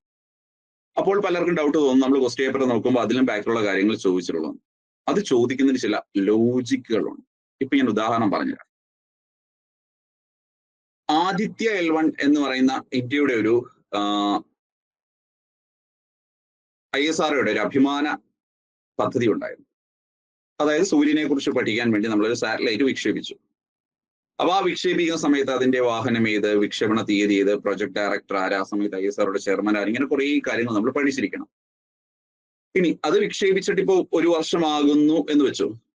നിലവിൽ അത് റെലവെന്റ് ആണോ ഇല്ലയോ എന്ന് ചോദിച്ചാൽ ആണ്. കാരണം എന്താ വെച്ച് കഴിഞ്ഞാൽ അതിന്റെ ദൗത്യ കാലയളവ് ചിലപ്പോൾ 5 വർഷമായിരിക്കും. ഈ 5 വർഷത്തിനിടയ്ക്ക് സൂര്യനുമായി ബന്ധപ്പെട്ട് കുറെ കണ്ടുപിടുത്തങ്ങളോ പഠനങ്ങളോ ഒക്കെ അപ്ഡേറ്റ് ചെയ്യപ്പെടാം. സോ ആ പോയിന്റ് എന്താണ്, ഇപ്പോഴും റെലവെന്റ് ആണ് നമുക്ക് പറയാൻ സാധിക്കും. ഇതാണ് ബാക്ക് ഇയർ ക്വസ്റ്റ്യൻ ചോദിക്കുന്നത്. വേറൊരു ഉദാഹരണം പറയാം. നമുക്കറിയാം ഇന്ത്യയിൽ അവസാനമായിട്ട് നാഷണൽ എഡ്യൂക്കേഷൻ പോളിസി 2020 വിദ്യാഭ്യാസ നയം പ്രഖ്യാപിച്ചു. അതിനെക്കുറിച്ചുള്ള ചർച്ചകൾ ഇപ്പോഴും നടക്കുന്നില്ലയോ? 2020 ദേശീയ വിദ്യാഭ്യാസ നയത്തെക്കുറിച്ച് പല സ്റ്റേറ്റുകൾ ഇംപ്ലിമെന്റ് ചെയ്യുന്നത് പോലെ PM ശ്രീ എന്നൊരു പദ്ധതി. അപ്പൊ ഇങ്ങനെ അതുമായി ബന്ധപ്പെട്ട പുതിയ പദ്ധതികളും മറ്റു കാര്യങ്ങളൊക്കെ വരുന്ന സമയത്ത് എന്താണ്, ആ പോയിന്റ് നിലവിൽ റെലവെന്റ് ആണ് നമുക്ക് പറയാൻ സാധിക്കും. കാരണം എന്താണ്, അത് 2020 വന്നതാണെങ്കിലും അതുമായി ബന്ധപ്പെട്ട കാര്യങ്ങളെല്ലാം ഇപ്പോഴാണ് എക്സിക്യൂട്ട് ചെയ്ത് വെച്ചത്. അപ്പോൾ നമ്മൾ 2025 ഒരു എക്സാം എഴുതുമ്പോൾ 2020 ദേശീയ വിദ്യാഭ്യാസ നയം എന്ന് പ്രാബല്യത്തിൽ വന്നു എന്നൊരു ക്വസ്റ്റ്യൻ വന്നു കഴിഞ്ഞാൽ പലർക്കും തോന്നും 2025 പരീക്ഷയിൽ 2020 കറണ്ട് അഫയേഴ്സ് എന്തിനാണ് ചോദിച്ചത്. ചോദിച്ചുള്ള റീസൺ പിടിയിട്ടല്ലോ. ഇങ്ങനെയാണ് പഴയ ക്വസ്റ്റ്യൻസ് വരുന്നത്. എല്ലാ മേഖലയിലും ഇങ്ങനെയാണ് പഴയ ക്വസ്റ്റ്യൻസ് വരുന്നത്. ഇപ്പൊ ഏതെങ്കിലും പ്രശസ്തനായ ഒരു വ്യക്തി, നാഷണൽ ലെവലിൽ നമുക്കറിയുന്ന ഏറ്റവും പ്രശസ്തനായ ഒരു വ്യക്തി അന്തരിക്കുകയാണ്. അപ്പൊ അദ്ദേഹം അന്തരിക്കുന്ന തീയതിക്ക് നല്ല പ്രാധാന്യമുണ്ട് നമുക്കറിയാം. എന്നാൽ അദ്ദേഹം വളരെ പ്രശസ്തനായതുകൊണ്ട് തന്നെ ഒരുപക്ഷെ അന്തരിക്കുന്ന സമയത്ത് അദ്ദേഹത്തിന് രാജ്യത്തെ ഏറ്റവും വലിയ ചിലപ്പോൾ സിവിലിയൻ ബഹുമതികൾ കിട്ടുന്നുണ്ടായിരിക്കും. അപ്പൊ എക്സാം ചോദിക്കുന്നതാണ്, റീസെന്റ് അന്തരിച്ച ഇന്ന വ്യക്തിക്ക് ഭാരതരത്ന, ഒരു എക്സാമ്പിൾ പറയണം, ഭാരതരത്ന ലഭിച്ച ഏത് വർഷമാണെന്നാണ് ക്വസ്റ്റ്യൻ ചോദിക്കുന്നത്. അപ്പോൾ ചിലപ്പോൾ അയാൾക്ക് ഭാരതരത്നം ലഭിച്ചത് 20 വർഷങ്ങൾക്ക് മുമ്പായിരിക്കും. പക്ഷെ അത് ഇപ്പോൾ കറണ്ട് അഫയേഴ്സിൽ ചോദിക്കാനുള്ള റീസൺ എന്താണ്? അദ്ദേഹം അന്തരിച്ചു എന്നൊരു കാര്യം കൊണ്ട് അപ്പൊ അദ്ദേഹത്തെ കുറിച്ച് അത്യാവശ്യം കാര്യങ്ങളൊക്കെ കുട്ടികളൊക്കെ വായിച്ചു വെച്ചോന്ന് അറിയാൻ വേണ്ടിയാണ്. അപ്പൊ ഈ രീതിയിലാണ് പഴയ ക്വസ്റ്റ്യൻസ് വരുന്നത്. പഴയ ക്വസ്റ്റ്യൻസ് എന്ന് ക്വസ്റ്റ്യൻ കാണുമ്പോൾ പലർക്കും തോന്നുന്നത്. ഇപ്പൊ ഐഡിയ പിടിയിട്ടല്ലോ, നാഷണൽ ലെവൽ എക്സാം എഴുതുമ്പോൾ നിങ്ങൾ ഏറ്റവും ഫോക്കസ് ചെയ്യേണ്ടത് എക്സാം നടക്കും, നമുക്ക് ഏപ്രിൽ എക്സാം നടക്കുന്നു എന്ന രീതിയിൽ ഇപ്പൊ നമ്മൾ മുന്നോട്ട് പോവുകയാണ്. ഓക്കെ, അങ്ങനെയാണെങ്കിൽ 2025 മാർച്ച് വരെ ബാക്കിലേക്ക് ഒരു 1.5 വർഷം. അപ്പോൾ നമുക്കൊരു 2024 തുടക്കമുള്ള കാര്യങ്ങൾ പഠിക്കണം. എന്നാൽ ചില കാര്യങ്ങൾ ഏറ്റവും അവസാനമായി സംഭവിച്ച 2022 അല്ലെങ്കിൽ 2023 അല്ലെങ്കിൽ 2023 സംഭവിച്ച ഉണ്ടായ ഒരു ഇൻസിഡന്റ് ഇപ്പോഴും ആക്റ്റീവായിട്ട് അല്ലെങ്കിൽ ലൈവായിട്ട് നിൽക്കുന്നു. അതുമായി ബന്ധപ്പെട്ട അപ്ഡേഷൻസ് ഉണ്ടാവും. അപ്പോൾ ചോദിക്കും, പിടിയിട്ടല്ലോ, പല പദ്ധതികളും പല അപ്ഡേഷൻസും ഒക്കെ ഇതുപോലെ നമുക്ക് ഇനി കാണാൻ പറ്റും മുന്നോട്ടുള്ള ക്വസ്റ്റ്യൻസിൽ. ഓക്കെ, അപ്പൊ ഞാൻ പറഞ്ഞത് സ്പോർട്സ് ഇവന്റുമായി ബന്ധപ്പെട്ട ഒരു ക്വസ്റ്റ്യനെ കുറിച്ചാണ്. അപ്പൊ നമുക്ക് 2020 വേൾഡ് കപ്പ് നടന്നിട്ടുണ്ടെങ്കിൽ നമ്മൾ നോക്കണം 2024 കോപ്പ അമേരിക്ക ഫുട്ബോൾ ടൂർണമെന്റ് നടന്നോ, അല്ലെങ്കിൽ വേറെ ഏതെങ്കിലും ഏകദിന ക്രിക്കറ്റ് ലോകകപ്പ് നടന്നോ, IPL നടന്നോ, വനിതകളുടെ IPL നടന്നോ. ഇങ്ങനെ സ്പോർട്സുമായി ബന്ധപ്പെട്ട് നാഷണൽ ലെവലും ഇന്റർനാഷണൽ ലെവലും എന്തെല്ലാം പ്രധാനപ്പെട്ട കാര്യങ്ങൾ നടന്നു എന്ന് നമ്മൾ നോക്കണം. അതെല്ലാം നമ്മൾ പഠിച്ചിരിക്കണം. കാരണം എന്താണ്, ഈ രീതിയിൽ ഒരു ഇവന്റിൽ നിന്ന് ക്വസ്റ്റ്യൻ ചോദിച്ചെങ്കിൽ ബാക്കി എല്ലാ ഇവന്റുകളിൽ നിന്നും ക്വസ്റ്റ്യൻസ് വരും. ഇപ്പൊ ഇവിടെ ജസ്റ്റ് ന്യൂസിലൻഡ് ആണെന്ന് ഞാൻ പറഞ്ഞു. ഇപ്പൊ നമ്മള് ഇതുപോലെ ഒരു സ്പോർട്സ് ഇവന്റുമായി ബന്ധപ്പെട്ട ഒരു ക്വസ്റ്റ്യൻ കണ്ടു കഴിഞ്ഞാൽ അത്യാവശ്യം നമ്മൾ എന്തെല്ലാം കാര്യങ്ങൾ അവിടെ നിന്ന് നോക്കണം എന്നാണ് ഞാൻ ഇവിടെ ജസ്റ്റ് ഒന്ന് എക്സ്പ്ലെയിൻ ചെയ്യുന്നത്.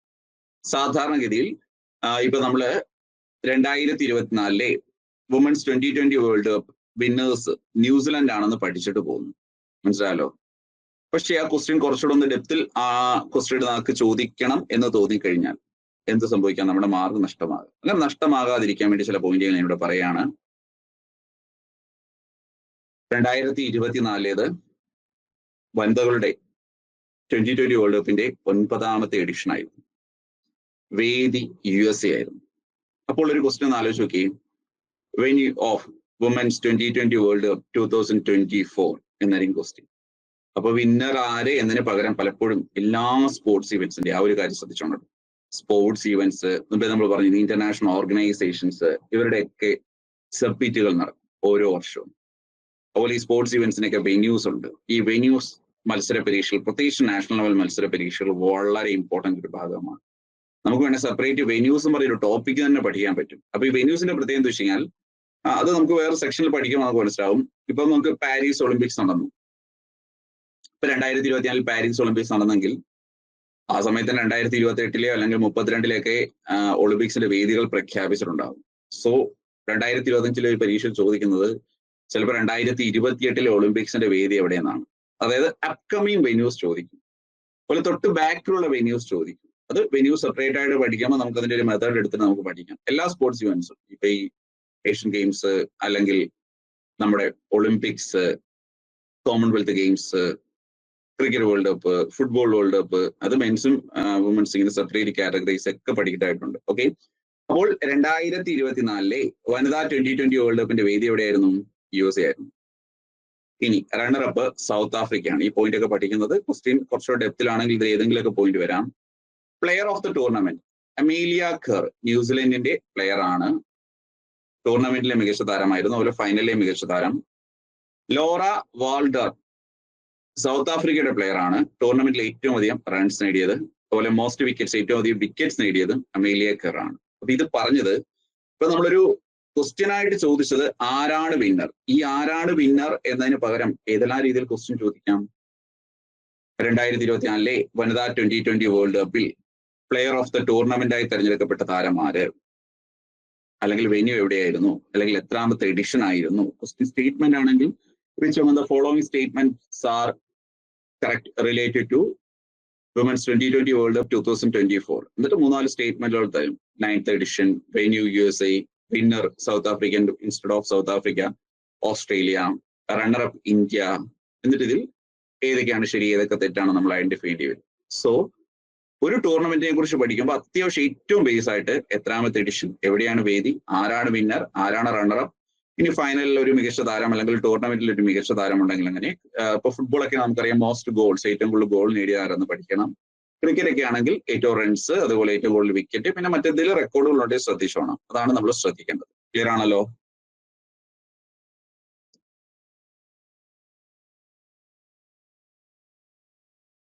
അടുത്തൊരു ക്വസ്റ്റ്യനിലേക്ക് പോകാം. The former Indian prime minister Manmohan Singh passed away on. ഒരു വിയോഗമാണ്. എല്ലാവർക്കും അറിയാവുന്നതായിരിക്കും ഉണ്ടെന്ന് ആൻസർ ചെയ്യണേ. ഇന്ത്യൻ പ്രധാനമന്ത്രി മൻമോഹൻ സിംഗ് അന്തരിച്ചു. ഞാൻ പറയാം, പ്രശസ്തരായ ഏത് വ്യക്തികൾ അന്തരിച്ചാലും ഈ നാഷണൽ ലെവൽ, പ്രത്യേകിച്ച് RRBയുടെ പരീക്ഷയിലെ ലാസ്റ്റ് ടൈം ഒക്കെ റിപ്പീറ്റ് ചെയ്തൊരു ക്വസ്റ്റ്യൻ ഞാൻ പറഞ്ഞുതരാം. ഈ വിയോഗത്തെ കുറിച്ച് പറയാൻ വേണം. ലാസ്റ്റ് ടൈം MS സ്വാമിനാഥൻ, അദ്ദേഹത്തിന്റെ ഡെത്ത് ഡേറ്റ് RRBയുടെ പരീക്ഷകളിൽ ഒന്നിലധികം തവണ ചോദിച്ചാണ്. അതായത് റീസെന്റ് നടന്നതിൽ വെച്ച് ആർക്കെങ്കിലും ഓർമ്മയുണ്ട് MS സ്വാമിനാഥൻ അന്തരിച്ച ഡേറ്റ്? അറിയാവുന്ന ഒന്ന് ഉണ്ടെങ്കിൽ ഒന്ന് കമന്റ് ചെയ്യണേ. MS സ്വാമിനാഥൻ അന്തരിച്ച ഡേറ്റ്.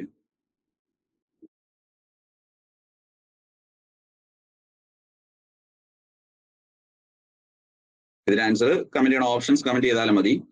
അതുപോലെ MS സ്വാമിനാഥന്റെ ഡെത്ത് ഡേറ്റ് അറിയാവുന്നുണ്ടെങ്കിൽ തീർച്ചയായിട്ടും ഒന്ന് കമന്റ് ചെയ്യണേ.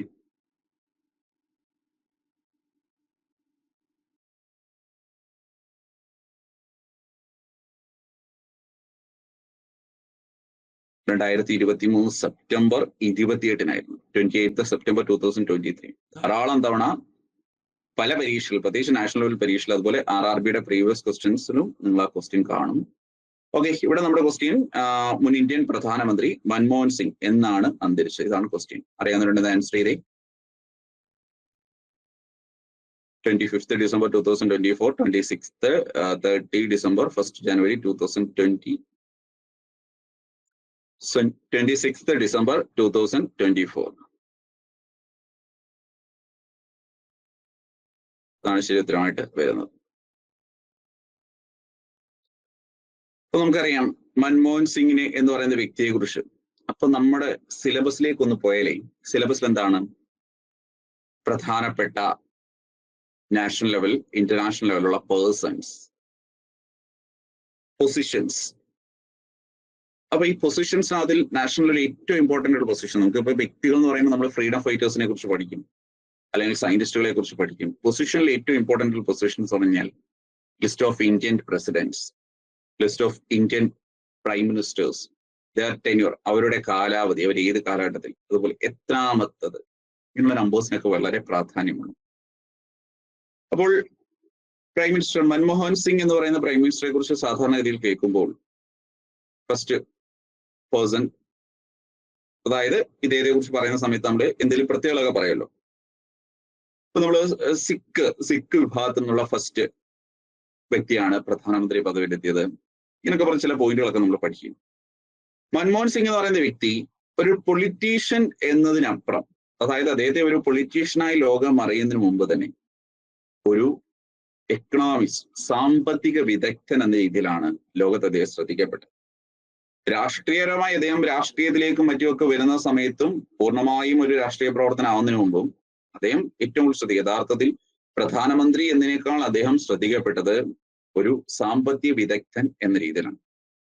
അപ്പൊ അദ്ദേഹത്തെ കുറിച്ച് സാധാരണ നിങ്ങൾ ഒരു പക്ഷേ ഞാൻ ഈ പറഞ്ഞ കൂട്ട് വ്യക്തികളെ കുറിച്ചൊക്കെ വളരെ ഡെപ്തിൽ പഠിക്കുന്ന സമയത്ത് RBI ഗവർണറായ ശേഷം ഇന്ത്യൻ പ്രധാനമന്ത്രിയായ വ്യക്തി, അല്ലെങ്കിൽ പ്ലാനിംഗ് കമ്മീഷൻ വൈസ് ചെയർമാൻ ആയ ശേഷം ഇന്ത്യൻ പ്രധാനമന്ത്രിയായ വ്യക്തി, ഇങ്ങനെയൊക്കെ പറഞ്ഞ ചില പോയിന്റുകൾ കേൾക്കും.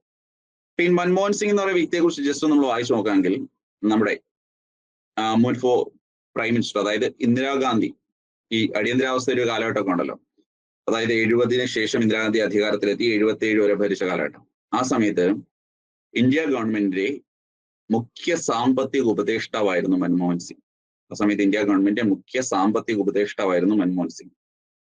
അപ്പൊ അദ്ദേഹം ഒരു നാഷണൽ ലെവലിൽ ശ്രദ്ധിക്കപ്പെടുന്നത്, അല്ലെങ്കിൽ ഒരു പൊസിഷനിലെത്തി ശ്രദ്ധിക്കപ്പെടുന്നത് ആ ഒരു രീതിയിലായിരുന്നു. ഇന്ത്യ ഗവൺമെന്റിന്റെ മുഖ്യ സാമ്പത്തിക ഉപദേഷ്ടാവായിട്ടാണ് അദ്ദേഹം അറിയപ്പെടുന്നത് നാഷണൽ ലെവൽ. അതിനുശേഷമാണ് അദ്ദേഹം പല പദവികളിലെത്തുന്നത്. ഓക്കെ, ഇപ്പൊ നമ്മൾ അദ്ദേഹത്തെ കുറിച്ച് പറഞ്ഞു. ഒരുപാട് രാഷ്ട്രീയ വിവാദങ്ങൾ ഉണ്ടായിരുന്നു, ഒരുപക്ഷെ ചേഞ്ചസ് വരാം. നിലവിൽ അദ്ദേഹത്തിന്റെ റെസ്റ്റിംഗ് പ്ലേസ്, അന്ത്യവിശ്രമ സ്ഥലം നിഗംബോധ് ഘട്ട്, ന്യൂഡൽഹിയാണ്. അത് യമുന നദിയുടെ തീരത്താണ്. പ്ലേസിന്റെ പേരെന്താണ്? നിഗംബോധ് ഘട്ട് എന്നാണ് ന്യൂഡൽഹി. യമുന നദിയുടെ തീരത്താണ് സ്ഥിതി ചെയ്യുന്നത്. നിഗംബോധ് ഘട്ട് ന്യൂഡൽഹി യമുന നദിയുടെ തീരത്താണ് റെസ്റ്റിംഗ് പ്ലേസ്. നമുക്കറിയാം പ്രധാനപ്പെട്ട വ്യക്തികളെ കുറിച്ച് നമുക്കറിയാം, രാജീവ് ഗാന്ധി അല്ലെങ്കിൽ ഇന്ദിരാഗാന്ധി, അങ്ങനെ പ്രധാനപ്പെട്ട വ്യക്തികളുടെ എല്ലാം എന്ത് ചെയ്യും, ഈ റെസ്റ്റിംഗ് പ്ലേസ് ചോദിക്കാറുണ്ട്. ഇനി സാധാരണഗതിയിൽ നമ്മളൊരു വിശേഷം പറയാറുണ്ട്, ഇന്ത്യൻ സാമ്പത്തിക വ്യവസ്ഥ, അതായത് ഇന്ത്യയിൽ പുത്തൻ സാമ്പത്തിക നയങ്ങൾക്ക് തുടക്കം കുറിച്ച വ്യക്തി എന്ന രീതിയിൽ PV നരസിംഹറാവു എന്നൊരു പേര് നമ്മൾ പറയാറുണ്ട്. എന്നാൽ ഇന്ത്യയിൽ പുത്തൻ സാമ്പത്തിക നയങ്ങൾക്ക് തുടക്കം കുറിച്ച ഒരു എക്കണോമിസ്റ്റ്, സാമ്പത്തിക വിദഗ്ധൻ ആരെന്ന് ചോദിച്ചാൽ അത് മൻമോഹൻ സിംഗ് ആണ്. സാധാരണഗതിയിൽ ഇന്ത്യയിൽ പുത്തൻ, അതായത് ന്യൂ എക്കണോമിക് പോളിസീസ് ഇൻട്രൊഡ്യൂസ് ചെയ്ത് ആരെന്ന് ഒറ്റ വേർഡിൽ ചോദിക്കുമെന്നാണ് ആരുടെ പേര് പറയും? PV നരസിംഹറാവു എന്നൊരു പേര് പറയും. ഗ്ലോബലൈസേഷൻ, പ്രൈവറ്റൈസേഷൻ എന്നൊക്കെ പറഞ്ഞ് ഒരു കൺസെപ്റ്റ് കൊണ്ടുവരുന്ന അദ്ദേഹമായിരുന്നു. എന്നാൽ അദ്ദേഹം ഒരു പ്രൈം മിനിസ്റ്റർ ആയിരുന്നു. ആ ഐഡിയ അല്ലെങ്കിൽ അത് എക്സിക്യൂട്ട് ചെയ്യേണ്ട ചുമതല ഒരു എക്കണോമിസ്റ്റ്, ആ സമയത്ത് സെൻട്രൽ ഫിനാൻസ് മിനിസ്റ്റർ ആയിരുന്നു മൻമോഹൻ സിംഗ്. സോ മൻമോഹൻ സിംഗിനെ പല രീതിയിലും ഒന്ന് മെൻഷൻ ചെയ്യുന്ന, അല്ലെങ്കിൽ നമുക്ക് പല വ്യക്തികളെ കുറിച്ചും പല വിശേഷം പറയത്തില്ല, അങ്ങനെ മൻമോഹൻ സിംഗിനെ കുറിച്ച് പലയിടത്തും മെൻഷൻ ചെയ്തിരിക്കുന്ന വേർഡാണ് father of modern Indian economic system. ആധുനിക ഇന്ത്യൻ സമ്പദ് വ്യവസ്ഥയുടെ പിതാവ് എന്നാരെ വിശേഷിപ്പിക്കുന്നുണ്ട് മൻമോഹൻ സിംഗിനെ. അത് ചില ടെക്സ്റ്റുകളിൽ അദ്ദേഹത്തിന് കൊടുത്തിരിക്കുന്ന ഒരു വിശേഷണമാണ്. അതായത് ഇന്ത്യയിൽ പ്രൈവറ്റൈസേഷനും അതുപോലെ മോഡേണൈസേഷനും ഗ്ലോബലൈസേഷനും ഒക്കെ തുടക്കം കുറിച്ചത് PV നരസിംഹറാവു ആണ് എന്ന് നമ്മൾ പറയും. പക്ഷെ അപ്പോഴേക്ക് പലരും മറന്നു പോകുന്നൊരു പേരാണ് ആരുടേത്? മൻമോഹൻ സിംഗിൻ്റെത്. ഇദ്ദേഹം ഇന്ത്യയുടെ പ്രൈം മിനിസ്റ്റർ ആണെന്ന് എല്ലാവർക്കും അറിയാം. ഇന്ത്യയുടെ 13ാമത്തെയും 14ാമത്തെയും പ്രൈം മിനിസ്റ്റർ ആയിരുന്നു. ഒരു വ്യക്തിയൊക്കെ അന്തരിക്കുന്ന സമയത്ത് തീർച്ചയായിട്ടും പരീക്ഷയ്ക്ക് ചോദിക്കാൻ സാധ്യതയുള്ള ക്വസ്റ്റൻ ആണ്, ഇദ്ദേഹം എത്രാമത്തതായിരുന്നു എന്ന് ചോദിക്കാം. മനസ്സിലായല്ലോ? 13ാമത്തെയും 14ാമത്തെയും പ്രധാനമന്ത്രിയായിരുന്നു അദ്ദേഹം. അത് ശ്രദ്ധിക്കേണ്ട ഒരു പോയിന്റ് ആണ്. ഇനി നമ്മൾ ഓൾറെഡി പറഞ്ഞു, RBI ഗവർണറായ ശേഷം ഇന്ത്യൻ പ്രധാനമന്ത്രിയായിരുന്ന വ്യക്തിയാണ് ഇദ്ദേഹം. 1982 മുതൽ 85 വരെയാണ് RBI ഗവർണറായിരുന്നു. 82 to 85 RBI ഗവർണറായിരുന്നു. RBIയുടെ 15ാമത്തെ ഗവർണറായിട്ടാണ് ഇദ്ദേഹം വരുന്നത്. അപ്പോൾ RBI ഗവർണറായ ശേഷമാണ് ഇദ്ദേഹം ഇന്ത്യൻ പ്രധാനമന്ത്രിയാകുന്നത്. RBIയുടെ എത്രാമത്തെ ഗവർണറാണ്? RBIയുടെ 15ാമത്തെ ഗവർണറായിട്ടാണ് മൻമോഹൻ സിംഗ് വരുന്നത്. അതിനുശേഷമാണ് പ്ലാനിംഗ് കമ്മീഷന്റെ ഉപാധ്യക്ഷനായി മാറുന്നത്. 1985-87 കാലഘട്ടത്തിലാണ് പ്ലാനിംഗ് കമ്മീഷന്റെ ഉപാധ്യക്ഷനായിട്ട് അദ്ദേഹം മാറുന്നത്. രാജീവ് ഗാന്ധിയുടെ ഒരു കാലഘട്ടത്തിലേക്ക് വരികയാണെന്ന് പറയാം. ഇനി ഇദ്ദേഹത്തെ കുറിച്ച് പറയുമ്പോൾ നമുക്ക് ഏറ്റവും കൗതുകരമായിട്ടൊരു കാര്യം, നമ്മൾ തുടക്കത്തിലേ പറഞ്ഞില്ലേ, നമ്മൾ ഇമ്പോർട്ടന്റ് ആയിട്ടുള്ള പൊസിഷൻസ് എല്ലാം ഹോൾഡ് ചെയ്യുന്നതിനെ കുറിച്ച് പഠിക്കണം. അപ്പൊ നമ്മളത് പഠിക്കും. നിലവിലെ RBI ഗവർണർ ആര് എന്ന് നമ്മൾ പഠിക്കും, ഇല്ലേ? നിലവിലെ RBI ഗവർണർ ആരെന്ന് പഠിക്കും. അതുപോലെ നിലവിലെ പ്ലാനിംഗ് കമ്മീഷൻ പകരം നമ്മൾ നീതി ആയോഗിന്റെ നീതി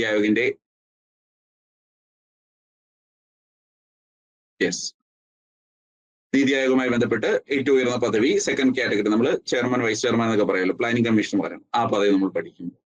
ദെൻ UGCയുടെ ചെയർമാൻ ആയിരുന്നു പഠിക്കും. സെൻട്രൽ ഫിനാൻസ് മിനിസ്റ്റർ ആയിരുന്നു പഠിക്കും. പല പദവികൾ പഠിക്കും. എന്നാൽ ഈ പഠിക്കുന്ന പദവികളെല്ലാം പല കാലഘട്ടത്തിൽ ആര് ഹോൾഡ് ചെയ്തിട്ടുണ്ട്? മൻമോഹൻ സിംഗ് ഹോൾഡ് ചെയ്തിട്ടുണ്ട്.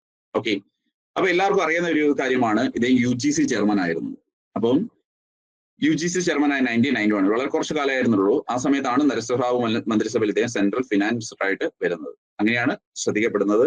അപ്പോൾ ഇന്ത്യയിൽ പ്രൈവറ്റൈസേഷൻ, മോഡേണൈസേഷൻ, ഗ്ലോബലൈസേഷൻ ഇവയ്ക്ക് ഇനിഷ്യേറ്റീവ് എടുത്ത പ്രൈം മിനിസ്റ്റർ ആര് എന്ന് ചോദിച്ചാൽ ശരിയുത്തരം നരസിംഹറാവുവും.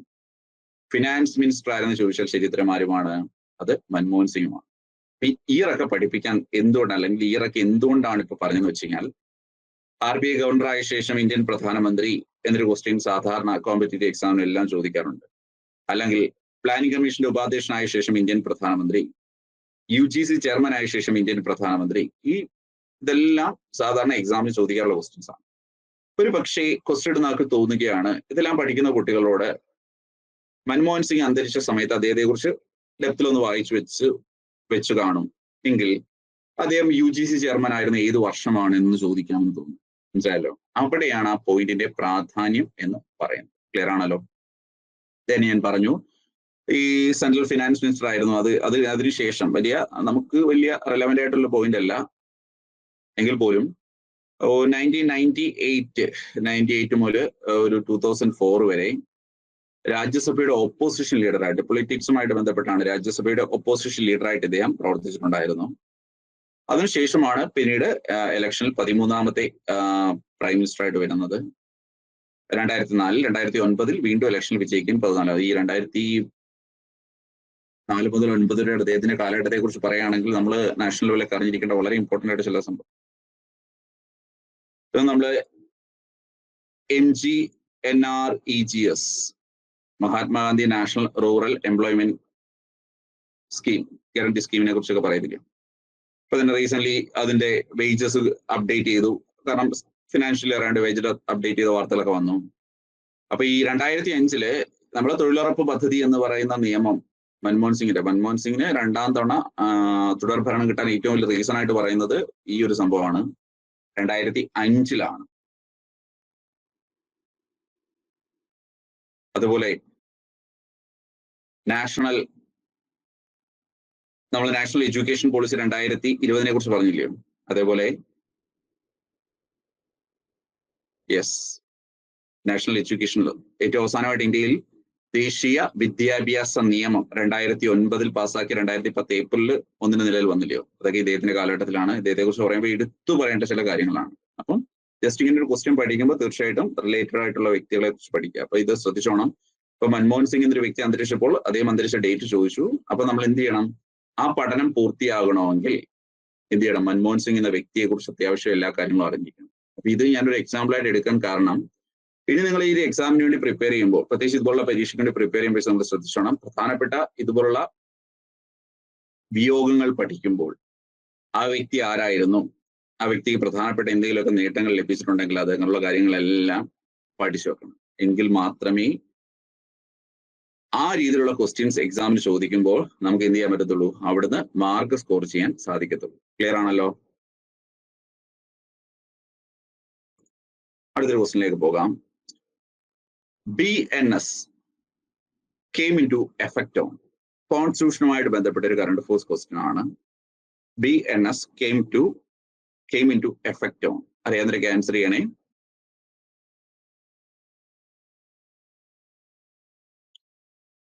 ശരി ഉത്തരമായിട്ട് വരുന്നത് ഓപ്ഷൻ ബി ആണ്. 1 ജൂലൈ 2024. നമുക്കറിയാം ഇന്ത്യയിൽ കുറ്റകൃത്യങ്ങളുമായി ബന്ധപ്പെട്ട് ഒരുപാട് നിയമങ്ങളുണ്ടായിരുന്നു. IPC 1860 എല്ലാവർക്കും അറിയുന്നതാണ്. അതേപോലെ IE Indian evidence act 1872, then CRPC criminal procedure act 1973. ഇങ്ങനെ കുറെ നിയമങ്ങൾ. പലപ്പോഴും നമ്മുടെ രാജ്യത്തെ പല സിസ്റ്റങ്ങളെ കുറിച്ച് പറയുമ്പോൾ നമ്മുടെ നിയമവ്യവസ്ഥകളൊന്നും ഒട്ട് അപ്ഡേറ്റഡ് അല്ലെന്ന് പറയാറുണ്ടായിരുന്നു. അപ്പൊ കാലാനുസൃതമായി ഈ നിയമങ്ങളിൽ മാറ്റം കൊണ്ടുവന്ന് IPC പകരം ഭാരതീയ ന്യായ സംഹിത 2023 എന്നൊരു ആക്ട് പ്രാബല്യത്തിൽ കൊണ്ടുവന്നു. പിന്നെ ഇതിന് സമാനമായിട്ട് ഭാരതീയ സാക്ഷി അധിനിയം, ഭാരതീയ നാഗരിക സുരക്ഷാ സംഹിത, ഇങ്ങനെ 3 നിയമങ്ങൾ ടോട്ടൽ ഇതിനെ റീപ്ലേസ് ചെയ്തുകൊണ്ട്, അല്ലെങ്കിൽ ഇതിനൊന്ന് അപ്ഡേറ്റ് ചെയ്തുകൊണ്ട് എന്ന് പറയാം. റീപ്ലേസ് ആയിട്ട് ജസ്റ്റ് അപ്ഡേറ്റ് ചെയ്യാണ് ചെയ്ത് കുറെ ചേഞ്ചസ് വരുത്തി കാലാനുസൃതമായിട്ട്. അപ്പോൾ നിലവിലെ ഇന്ത്യയിലെ ഏറ്റവും വലിയ ക്രിമിനൽ നിയമം ഏതാണ്? BNS ആണ്. ഭാരതീയ ന്യായ സംഹിതയാണ്. 1 ജൂലൈ 2024 നിലവിൽ വന്നു. അപ്പൊ ഇവിടുന്ന് ക്വസ്റ്റ്യൻ ചോദിച്ചാൽ ഇത് എന്തിനെ ബേസ് ചെയ്താണ് question?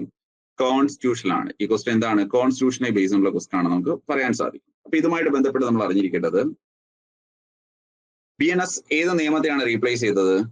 Indian penal code 1860. BNS ഏത് നിയമത്തെ റീപ്ലേസ് ചെയ്തു? Indian penal code 1860. നമ്മൾ യഥാർത്ഥത്തിൽ 1862 ജനുവരി 1 ഇന്ത്യൻ പീനൽ കോഡ് നിലവിൽ വരുന്നെങ്കിലും അതിന് സൈൻ കിട്ടിയത് വെച്ചിട്ട് IPC 1860 1860 എന്നാണ് പറയുന്നത്. ഓക്കെ, അപ്പൊ അതിനെ റീപ്ലേസ് ചെയ്ത നിയമമാണ് ഇത് BNS എന്ന് പറയുന്നത്, ഭാരതീയ ന്യായ സംഹിത. BNS 2023 നമ്മൾ പറയും, ഭാരതീയ ന്യായ സംഹിത 2023, BNS 2023. അപ്പൊ ഇതിന്റെ ഒരു സ്ട്രക്ചർ എങ്ങനെയാണെന്ന് ചോദിച്ചു കഴിഞ്ഞാൽ 20 ചാപ്റ്റേഴ്സും 511 സെക്ഷൻസും 511 സെക്ഷൻസും. അപ്പൊ ഇത് പലർക്കും നമ്മളിപ്പോ കോൺസ്റ്റിറ്റ്യൂഷൻ പഠിക്കുമ്പോൾ, ഇന്ത്യൻ കോൺസ്റ്റിറ്റ്യൂഷൻ നിലവിൽ വരുമ്പോൾ എന്ന് പറയുന്നത് നമ്മള് 22 പാർട്സ്, ഇങ്ങനെ ചില കാര്യങ്ങൾ പഠിക്കത്തില്ലയോ? 22 പാർട്സ് ഉണ്ടായിരുന്നു, അല്ലെങ്കിൽ 8 ഷെഡ്യൂൾസ് ഉണ്ടായിരുന്നു. ഇങ്ങനെ ചില കാര്യങ്ങൾ പഠിക്കും. ഇതുപോലെ ഈ ഭാരതീയ ന്യായ സംഹിത 2023 എന്ന് പറയുന്നത് എഴുതപ്പെട്ട ഒരു പുസ്തകമാണ്. ആ പുസ്തകം നമ്മൾ നോക്കിയാൽ നമ്മുടെ സാധാരണ ഒരു സ്കൂൾ പുസ്തകത്തിലെ ചാപ്റ്റർ 1, ചാപ്റ്റർ 2, ചാപ്റ്റർ 3 ഇങ്ങനെ ചാപ്റ്ററുകളില്ല. ഇതുപോലെ 20 ചാപ്റ്ററുകളുണ്ട്. അപ്പോൾ ഒന്നാമത്തെ ചാപ്റ്ററിൽ കുറച്ച് ടൈറ്റിൽസ് കാണും, കുറെ കാര്യങ്ങൾ കാണും. അതുപോലെ കുറച്ച് സെഷൻസ് ഒന്നാമത്തിലുണ്ട്, ബാക്കി അങ്ങനെയുണ്ട്. അങ്ങനെ ടോട്ടൽ എത്ര ഉണ്ട്? 511 സെക്ഷൻസ് ഉണ്ട്. ഇനി ഈ IPC റീപ്ലേസ് ചെയ്തുകൊണ്ട് ഭാരതീയ ന്യായ സംഹിത, എവിഡൻസ് ആക്ടിനെ റീപ്ലേസ് ചെയ്തുകൊണ്ട് ഭാരതീയ സാക്ഷ്യ അധീനിയം, CRPC റീപ്ലേസ് ചെയ്തുകൊണ്ട് ഭാരതീയ നാഗരിക സുരക്ഷാ സംഹിത, എന്നീ 3 നിയമങ്ങളെ കുറിച്ച് പറഞ്ഞു. ഈ നിയമങ്ങൾ അടങ്ങിയ ബില്ല് സഭയിൽ അവതരിപ്പിച്ചത് കേന്ദ്ര മന്ത്രി അമിത് ഷായാണ്. അപ്പോൾ ഭാരതീയ ന്യായ സംഹിതയുമായി ബന്ധപ്പെട്ട ബില്ല് സഭയിൽ അവതരിപ്പിച്ച ആരാണ്? അമിത് ഷായാണ് സഭയിൽ അവതരിപ്പിച്ചത്. ഇതിലെ ആദ്യത്തെ ബില്ല് 2024 ഓഗസ്റ്റ് 11 സഭയിൽ അവതരിപ്പിക്കുന്നത്. പിന്നീട് കുറെ അപ്ഡേഷൻസ്, അതിൽ കുറെ ക്ലാരിഫിക്കേഷൻ ഒക്കെ വേണ്ടിയിരുന്നു. അങ്ങനെ അത് പുതുക്കിയ റിവൈസ് ചെയ്ത സെക്കൻഡ് ബില്ല് 2024 ഡിസംബർ 12 സഭയിൽ അവതരിപ്പിച്ചു. ഡിസംബർ 12 സഭയിൽ അവതരിപ്പിച്ചു. അപ്പൊ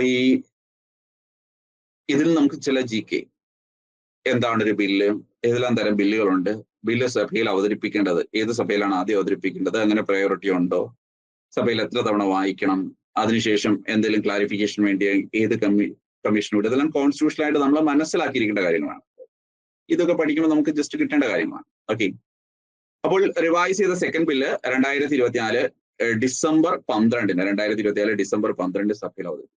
ഈ 2 പോയിന്റ്. അപ്പൊ നമുക്കിവിടെ ഏറ്റവും റെലവെന്റ് ആയിട്ടുള്ള പോയിന്റ്, ഇത് സഭയിൽ അവതരിപ്പിച്ചത് അമിത് ഷായാണ് എന്നൊരു പോയിന്റാണ് ഏറ്റവും പ്രാധാന്യമുള്ളത്. സഭയിൽ അവതരിപ്പിച്ചാരാണ്? അമിത് ഷായാണ് എന്നൊരു പോയിന്റാണ് ഏറ്റവും പ്രാധാന്യമുള്ളത്. ഓക്കെ, ഇനി നമ്മൾ ശ്രദ്ധിക്കേണ്ടത്,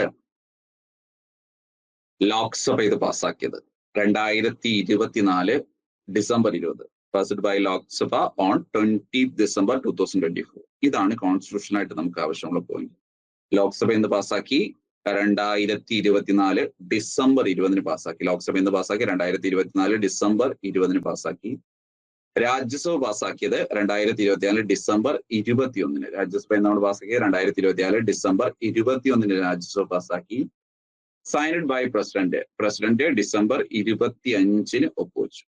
അപ്പൊ ശ്രദ്ധിച്ചോണം, ഫസ്റ്റ് ബില്ല് സഭയിൽ അവതരിപ്പിച്ചത് 11 ഓഗസ്റ്റ് 2024. റിവൈസ്ഡ് സെക്കൻഡ് ബിൽ, അതായത് ആ ബില്ലിലെ കുറച്ച് ക്ലാരിഫിക്കേഷൻ ഒക്കെ വരുത്തിക്കൊണ്ട് എന്ന് അവതരിപ്പിച്ചു? 2024 ഡിസംബർ 12 അവതരിപ്പിച്ചു. ദെൻ ലോക്സഭ പാസ്സാക്കിയത് 20 December 2024. Rajya Sabha 21 December 2024. Then signed by president 25 December 2024. ഈ ഡേറ്റുകൾക്കാണ് 3 പ്രാധാന്യം. സാധാരണഗതിയിൽ നമ്മൾ പ്രീവിയസ് ക്വസ്റ്റ്യൻസ് നോക്കിയാൽ, ഇപ്പൊ നമുക്കറിയാം, ഒരു നിയമം പ്രസിഡന്റ് ഒപ്പുവെച്ചാൽ അപ്പൊ തന്നെ അത് ആക്റ്റീവ് ആണ് നമുക്ക് പറയാൻ സാധിക്കത്തില്ല. എന്ത് ചെയ്യും? അത് ഗസറ്റിൽ പബ്ലിഷ് ചെയ്ത് ഒഫീഷ്യലി അത് നിലയിൽ വരണം. അങ്ങനെയാണ് 2024 ജൂലൈ 1 ഇത് പ്രാബല്യത്തിൽ വരുന്നത്. അതാണ് നമ്മൾ came into force on. അപ്പോൾ എക്സാമിന് ആ കെയിം ഇൻ ടു ഫോഴ്സ് ഓണിന് പകരം passed by Lok Sabha, passed by Rajya Sabha, signed by president, ഈ പോയിന്റ്സ് എല്ലാം എന്താണ് സാധാരണഗതിയിൽ ക്വസ്റ്റൻ ആയിട്ട് ചോദിക്കാറുള്ളതാണ്. അതുപോലെ ഇതിന്റെ സ്ട്രക്ചറും സാധാരണഗതിയിൽ ക്വസ്റ്റൻ ആയിട്ട് വരാറുള്ളതാണ്. ക്ലിയർ ആണല്ലോ? ഇനി ശ്രദ്ധിക്കേണ്ട വേറൊരു പോയിന്റ് പറയാമേ. അപ്പോൾ ഇത്രയൊക്കെ പറഞ്ഞിരുന്ന വേറൊരു പോയിന്റ്, കറണ്ട് അഫയേഴ്സ് സിലബസിൽ അങ്ങനെ പഠിക്കണം, ഇങ്ങനെ പഠിക്കണം എന്നൊക്കെ ഞാൻ പറഞ്ഞു. അങ്ങനെയൊക്കെ പറയുമ്പോഴും ഒരു കോമ്പറ്റീറ്റീവ് എക്സാമിന് പ്രിപ്പയർ ചെയ്യുന്ന ഒരു ഉദ്യോഗാർത്ഥിക്ക് ഏറ്റവും മിനിമം ഉണ്ടായിരിക്കേണ്ട ഒരു ക്വാളിറ്റിയാണ് ഒരു നാഷണൽ ലെവൽ ന്യൂസ് പേപ്പർ മുടങ്ങാതെ വായിക്കുക എന്നുള്ളത്. ഒരു national level news paper. You are from Kerala, ഒരു മലയാളം ന്യൂസ് പേപ്പറൂടെ വായിക്കുന്നത് നന്നായിരിക്കും. എങ്കിൽ പോലും ഒരു നാഷണൽ ന്യൂസ് പേപ്പർ നമ്മൾ മസ്റ്റ് ആയിട്ടും വായിക്കണം. അത് പരീക്ഷയ്ക്ക് വേണ്ടിയാണോന്ന് ചോദിച്ചാൽ അല്ല, അതൊരു ഹാബിറ്റായി മാറണം. ഓക്കെ, അത് എന്തിനാണെന്ന് ചോദിച്ചു കഴിഞ്ഞാൽ നമ്മുടെ ജനറൽ അവയർനെസ് അത് വർദ്ധിപ്പിക്കും. കാരണം ന്യൂസ് പേപ്പറിൽ നമ്മൾ ഓരോ വ്യക്തികളെ കുറിച്ച് കേൾക്കുമ്പോൾ അവരാരാണെന്ന് നമുക്കറിയാം. ഓരോ പ്ലേസസ് കേൾക്കുമ്പോൾ അത് എവിടെയാണ് നമുക്ക് തിരിച്ചറിയാൻ സാധിക്കും. ഓരോ ഇവന്റ്സ് കേൾക്കുമ്പോൾ ഇതെന്താണ് നമുക്ക് അറിയാൻ സാധിക്കും. ഇങ്ങനെ നമ്മുടെ അവയർനെസ് കൂടിക്കഴിഞ്ഞുള്ള ഒരു അഡ്വാൻറ്റേജ് എന്ന് വെച്ച് കഴിഞ്ഞാൽ എക്സാം ഹാളിൽ പലപ്പോഴും നമുക്കറിയാം എല്ലാ ക്വസ്റ്റ്യൻസും കറക്റ്റ് ആൻസർ വെച്ചിട്ടല്ല നമ്മൾ ചെയ്യുന്നത്. ചിലതൊക്കെ നമ്മുടെ അറിവിൽ നിന്നുകൊണ്ട് ഇത് ശരിയാവാൻ സാധ്യതയില്ല, കാരണം ഈ വ്യക്തി ഈ മേഖലയിലുള്ള വ്യക്തിയല്ല എന്ന് നമുക്കറിയാം. അങ്ങനെ നമ്മൾ ആൻസർ ചെയ്യാറുണ്ട്. അങ്ങനെ ആൻസർ ചെയ്യുമ്പോൾ അത് ശരിയാവാനുള്ള പ്രോബിലിറ്റി കൂടണമെങ്കിൽ നമുക്ക് നല്ല റീഡിങ് ഹാബിറ്റ് ഉണ്ടായിരിക്കണം. ആ റീഡിങ് ഹാബിറ്റിൽ ഏറ്റവും ഇമ്പോർട്ടൻ്റ് ആയിട്ടുള്ള ഘടകമാണ് മുടങ്ങാതെ ഒരു നാഷണൽ ലെവൽ ന്യൂസ് പേപ്പർ വായിക്കുക എന്നുള്ളത്. ഇത് പറയാൻ കാരണം എന്തറിയോ, റീസെന്റ് ഒരു നാഷണൽ ലെവൽ എക്സാമിന്റെ ഒരു പ്രീവിയസ് ക്വസ്റ്റൻ ആയിരുന്നു, ഭാരതീയ ന്യായ സംഹിത പ്രകാരമുള്ള ഇന്ത്യയിലെ ഫസ്റ്റ് FIR രജിസ്റ്റർ ചെയ്തത് എവിടെയാണ് എന്നാണ് ക്വസ്റ്റ്യൻ. സിറ്റിയാണ്, സ്റ്റേറ്റ് അല്ല ചോദിച്ച, സിറ്റിയാണ്. 2024 ജൂലൈ 1 നിലവിൽ വന്ന ഭാരതീയ ന്യായ സംഹിത പ്രകാരമുള്ള ഇന്ത്യയിലെ ആദ്യത്തെ കേസ് എവിടെയാണ് റിപ്പോർട്ട് ചെയ്തത് എന്നായിരുന്നു ക്വസ്റ്റ്യൻ. ആരെങ്കിലും കണ്ടിട്ട് അങ്ങനെ ക്വസ്റ്റ്യൻ, അല്ലെങ്കിൽ നിങ്ങൾ ഇൻസിഡന്റ് എവിടെയെങ്കിലും വായിച്ചിരുന്നോ? ജൂലൈ 1 എന്ന് പറയുമ്പോൾ രാത്രി 12 മണി തൊട്ട് ഇത് ആക്റ്റീവ് ആണ്. അതിനുശേഷം ഇന്ത്യയിൽ ആദ്യമായിട്ട് ഒരു FIR എവിടെയാണ്, ഏത് സിറ്റിയിലാണ് രജിസ്റ്റർ ചെയ്തത്? അങ്ങനെ പോയിന്റ് വായിക്കുകയോ കേൾക്കുകയോ എല്ലാം ചെയ്തിരുന്നോ?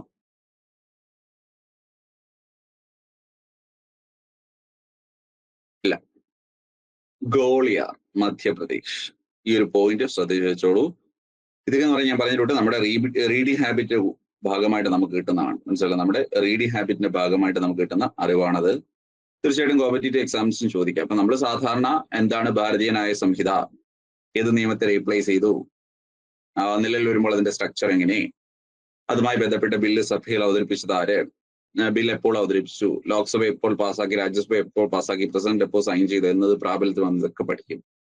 അതിനുശേഷം നെക്സ്റ്റ്, അതായത് ജൂലൈ 1 പ്രാബല്യത്തിൽ വരുന്നു. അന്നത്തെ ന്യൂസ് പേപ്പർ നമ്മൾ നോക്കും. ഫസ്റ്റ് BNS ആക്റ്റീവായി, എന്നിട്ടൊരു ബോക്സിനകത്ത് ഫസ്റ്റ് കേസ് ഇന്ത്യയിൽ റിപ്പോർട്ട് ചെയ്തത് ഗോളിയാർ മധ്യപ്രദേശിലാണെന്ന് പറഞ്ഞ് വാർത്തയുണ്ടായിരുന്നു. അപ്പോൾ തീർച്ചയായിട്ടും അപ്പൊ ഇവിടെയും ഈ ക്വസ്റ്റ്യൻ ഞാൻ എടുക്കാനുള്ള റീസൺ ഇതാണ്. വനിതാ സംവരണ ബില്ലോ അതുപോലെ ഇതുപോലുള്ള നിയമങ്ങളൊക്കെ പ്രാബല്യത്തിൽ വന്നാൽ തീർച്ചയായിട്ടും അത് കറണ്ട് അഫയേഴ്സിൽ ക്വസ്റ്റ്യൻ ആയിട്ട് വരും. ക്വസ്റ്റ്യൻ ആയിട്ട് വരുമ്പോൾ എന്താണ്, അതൊരു നിയമമാണോ, അല്ലെങ്കിൽ ഒരു അമെന്റ്മെന്റ് ആണ്, എത്രാമത്തെ അമെന്റ്മെന്റ് ബില്ല്, അങ്ങനെയുള്ള കാര്യങ്ങൾ ചോദിക്കും. ആര് സഭയിൽ അവതരിപ്പിച്ചു, എന്ന് അവതരിപ്പിച്ചു, ലോക്സഭ എന്ന് പാസ്സാക്കി, രാജ്യസഭ എന്ന് പാസ്സാക്കി, പ്രസിഡന്റ് ഒന്ന് സൈൻ ചെയ്തു, എന്നത് പ്രാബല്യത്തിൽ വന്നു, ഇങ്ങനെയുള്ള പോയിന്റ്സ് എല്ലാം ഇതേപോലുള്ള കാര്യങ്ങൾ പഠിച്ചിരിക്കണം. ഇത് മനസ്സിലാക്കാൻ വേണ്ടിയാണ് ഞാൻ ഒരു ക്വസ്റ്റ്യൻ എടുത്തത്. ഓക്കെ, അതും ക്ലിയർ ആണല്ലോ. അപ്പൊ ഇതുപോലുള്ള ടോപ്പിക്കുകൾ എങ്ങനെ പഠിക്കണം എന്നൊരു ഐഡിയയും നിങ്ങൾക്ക് കിട്ടിയെന്ന് വിശ്വസിക്കുന്നു. ഇനി നമുക്ക് അടുത്ത ക്വസ്റ്റ്യനിലേക്ക് പോകാം. Which country hosted the celebration of World Environmental Day celebrations 2024? 2024 ലോക പരിസ്ഥിതി ദിനാഘോഷങ്ങളുടെ സെലിബ്രേഷൻ ഹോസ്റ്റ് ചെയ്തത് ഏത് രാജ്യമാണ്? India, Saudi Arabia, USA, Spain. Which country hosted the celebrations of World Environmental Day celebrations 2024? 2024 ലോക പരിസ്ഥിതി ദിനാഘോഷങ്ങൾക്ക് വേദിയായത് ഏത് രാജ്യമാണ്? ഇതാണ് ക്വസ്റ്റ്യൻ. നമുക്കറിയാം വേൾഡ് എൻവയോൺമെന്റൽ ഡേ എന്ന് പറയുമ്പോൾ എന്താണ്, ജൂൺ 5 ലോക പരിസ്ഥിതി ദിനം വരും. ഈ പരിസ്ഥിതി എല്ലാവർക്കും അറിയാവുന്ന ഒരു ഇൻസിഡന്റ് ആണ്. അപ്പൊ ഈ പരിസ്ഥിതി ദിനത്തോടനുബന്ധിച്ച് എന്ത് നടക്കുന്നുണ്ട്, നമുക്ക് ഒരു environment day celebration United nation നടക്കുന്നുണ്ട്. ഓരോ വർഷവും ഓരോ രാജ്യങ്ങൾ ഇത് ഹോസ്റ്റ് ചെയ്യും. അറിയാവുന്നവരുടെ ആൻസർ ചെയ്യണേ.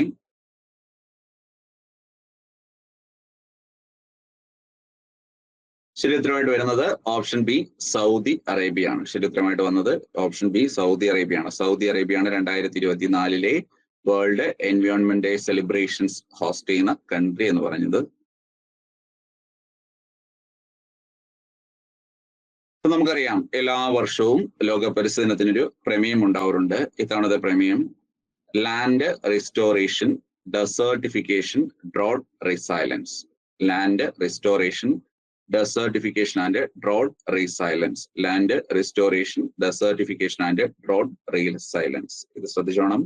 2024 ലോക പരിസ്ഥിതി ദിനാഘോഷങ്ങളുടെ പ്രമേയമായിരുന്നു land restoration, desertification and drought resilience. ഇപ്പൊ 2024 പഠിക്കുമ്പോൾ നമ്മൾ ഇതുപോലുള്ള ഇൻസിഡന്റ് ഒക്കെ ജസ്റ്റ് ബാക്ക് ഇയർ കൂടി പഠിച്ചിരിക്കണം. 2023 സെലിബ്രേഷൻസ് ഹോസ്റ്റ് ചെയ്ത കൺട്രി കോട്ട് ഡി ഐവറി. നമ്മൾ ഐവറി കോസ്റ്റ് ആഫ്രിക്കൻ രാജ്യമാണ്. Cote d'Ivoire. 2023 സെലിബ്രേഷൻസിന്റെ തീം ബീറ്റ് പ്ലാസ്റ്റിക് പൊല്യൂഷൻ എന്നുള്ളതായിരുന്നു. 2023 തീം എന്തായിരുന്നു? ബീറ്റ് പ്ലാസ്റ്റിക് പൊല്യൂഷൻ എന്നുള്ളതാണ്. അപ്പൊ നമുക്ക് മനസ്സിലായല്ലോ ഇമ്പോർട്ടൻറ്റ് ഡേയ്സ് സിലബസിൽ പറയുന്നില്ലേ, ഇമ്പോർട്ടൻസ് ഡേയ്സ്. അപ്പൊ ഇമ്പോർട്ടന്റ് ആയിട്ടുള്ള കുറേ ഡേയ്സ് നാഷണൽ ലെവലിൽ ഇന്റർനാഷണൽ ലെവലിലും ഉണ്ട്. ഇപ്പൊ നാഷണൽ ലെവലിൽ നമുക്ക് ജനുവരി എടുത്താൽ റിപ്പബ്ലിക് ഡേ ഉണ്ട്, അതുപോലെ പ്രവാസി ഭാരത് ദിവസ് ഉണ്ട്. അങ്ങനെ ഓരോ മാസം എടുത്തു കഴിഞ്ഞാൽ നാഷണൽ ലെവലും ഇന്റർനാഷണൽ ലെവലും പ്രധാനപ്പെട്ട ചില ദിവസങ്ങളുണ്ട്. ഇപ്പം എർത്ത് ഡേ, മനസ്സിലായല്ലോ, എർത്ത് ഡേ എന്ന് പറയുന്നത്, അല്ലെങ്കിൽ സോയിൽ ഡേ. അപ്പൊ ഇതിനൊക്കെ ഒരു തീം കാണും. ചിലതൊക്കെ ഇതുപോലെ എന്തെങ്കിലും പ്രോഗ്രാംസ് ഉണ്ട്, അത് ഹോസ്റ്റ് ചെയ്യുന്ന രാജ്യങ്ങളുണ്ടാവും. അപ്പൊ ഈ ഒരു ഡേറ്റ് പഠിക്കുന്നതിന്റെ ഉദ്ദേശം ഇതാണ്, ഇതേ കാറ്റഗറിയിലുള്ള ഡേറ്റുകളും തീമുകളും നമ്മൾ പഠിച്ചിരിക്കണം. ഇതും എന്താണ് ക്വസ്റ്റ്യൻസ് ആയിട്ട് നമ്മുടെ പരീക്ഷയിൽ വരും, മുൻപ് വന്നിട്ടുണ്ട്. അടുത്ത ക്വസ്റ്റ്യനിലേക്ക് നമുക്ക് പോകാം. Who got the 54th Dada Saheb Phalke award? 54ാമത് ദാദാ സാഹിബ് ഫാൽക്കെ പുരസ്കാരം ആർക്കാണ് ലഭിച്ചത്? 4 ഓപ്ഷൻസ് ഉണ്ട്. അമിതാഭ് ബച്ചൻ, മിഥുൻ ചക്രവർത്തി, വഹീദ റഹ്മാൻ, ആശാ പരേഖ്. 4 ഓപ്ഷൻസ് ആണ്. 54ാമത് ദാദാ സാഹിബ് ഫാൽക്കെ പുരസ്കാരം ആർക്ക് ലഭിച്ചു? അമിതാഭ് ബച്ചൻ, മിഥുൻ ചക്രവർത്തി, വഹീദ റഹ്മാൻ, ദാദാ, ആശാ പരേഖ്.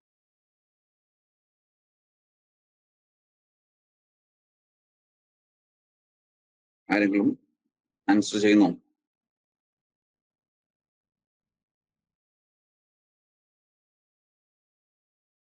ശരിയുത്തരം ഓപ്ഷൻ ബി, മിഥുൻ ചക്രവർത്തിയാണ്.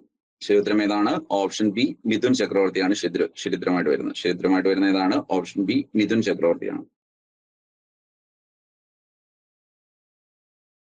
ഓക്കെ, അപ്പോൾ ഇവിടെ ക്വസ്റ്റ്യൻ കുറച്ചൊന്ന് വ്യത്യസ്തമാണെന്ന് പറയാൻ സാധിക്കും. വ്യത്യസ്തം എന്ന് പറഞ്ഞാൽ സാധാരണഗതിയിൽ നമ്മൾ ഓൾറെഡി പറഞ്ഞു, ലിറ്ററേച്ചർ, സ്പോർട്സ്, ആർട്സ് ഇവയുമായിട്ടൊക്കെ ബന്ധപ്പെട്ട അവാർഡുകളെ കുറിച്ച് നമ്മൾ പഠിക്കണം. സാധാരണഗതിയിൽ എന്താണ് വിന്നർ ഓഫ് 2022, 23 ഇങ്ങനെയൊക്കെ പറഞ്ഞാണ് ക്വസ്റ്റ്യൻ ചോദിക്കുന്നത്. പക്ഷെ ഇവിടെ എന്താണ്, ഒരു നമ്പർ വെച്ചിട്ടാണ് ക്വസ്റ്റ്യൻ ചോദിച്ചിരിക്കുന്നത്. ഒരു നമ്പർ വെച്ചിട്ടാണ് ക്വസ്റ്റ്യൻ ചോദിച്ചിരിക്കുന്നത്. അപ്പൊ പലർക്കും ഡൗട്ട് ഉണ്ടാവും, എന്താണ് ഇങ്ങനെ ക്വസ്റ്റ്യൻ വരുന്നത്? അപ്പൊ ഇതിന്റെ ഒരു പ്രത്യേകത വെച്ച് കഴിഞ്ഞാൽ ഇതെന്ന് പറഞ്ഞാൽ നമുക്കറിയാം, ദാദാ സാഹിബ് ഫാൽക്കെ അവാർഡ് എന്ന് പറഞ്ഞാൽ എന്താണ് പ്രത്യേകത എന്ന് എല്ലാവർക്കും അറിയായിരിക്കും. ഓവറോൾ കോൺട്രിബ്യൂഷൻ, ഇന്ത്യൻ സിനിമയിലെ സമഗ്ര സംഭാവനകൾക്ക് നൽകുന്ന ഏറ്റവും ഉയർന്ന പുരസ്കാരമാണ് ഇത്, ദാദാ സാഹിബ് ഫാൽക്കെ പുരസ്കാരം എന്ന് പറയുന്നത്.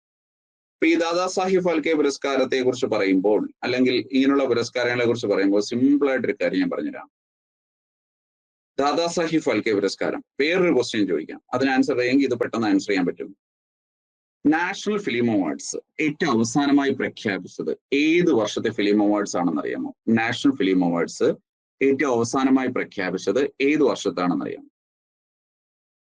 ഇത് പറയാൻ കാരണം, ഈ ഒരു അവാർഡിനെ കുറിച്ച് എനിക്ക് പ്രത്യേകം സ്പെസിഫൈ ചെയ്ത് പറയാൻ കാരണം എന്താ വെച്ച് കഴിഞ്ഞാൽ, നിങ്ങൾ ഈ പല നോട്ടുകളെയും ടെക്സ്റ്റുകളൊക്കെ ഡിപ്പെൻഡ് ചെയ്യുമ്പോൾ ഇതിൽ ഇയർ തെറ്റായിട്ട് കൊടുക്കാൻ സാധ്യതയുണ്ട്. അതുകൊണ്ടാണ് ഞാൻ ഇത് വ്യക്തമായിട്ട് പറയുന്നത്.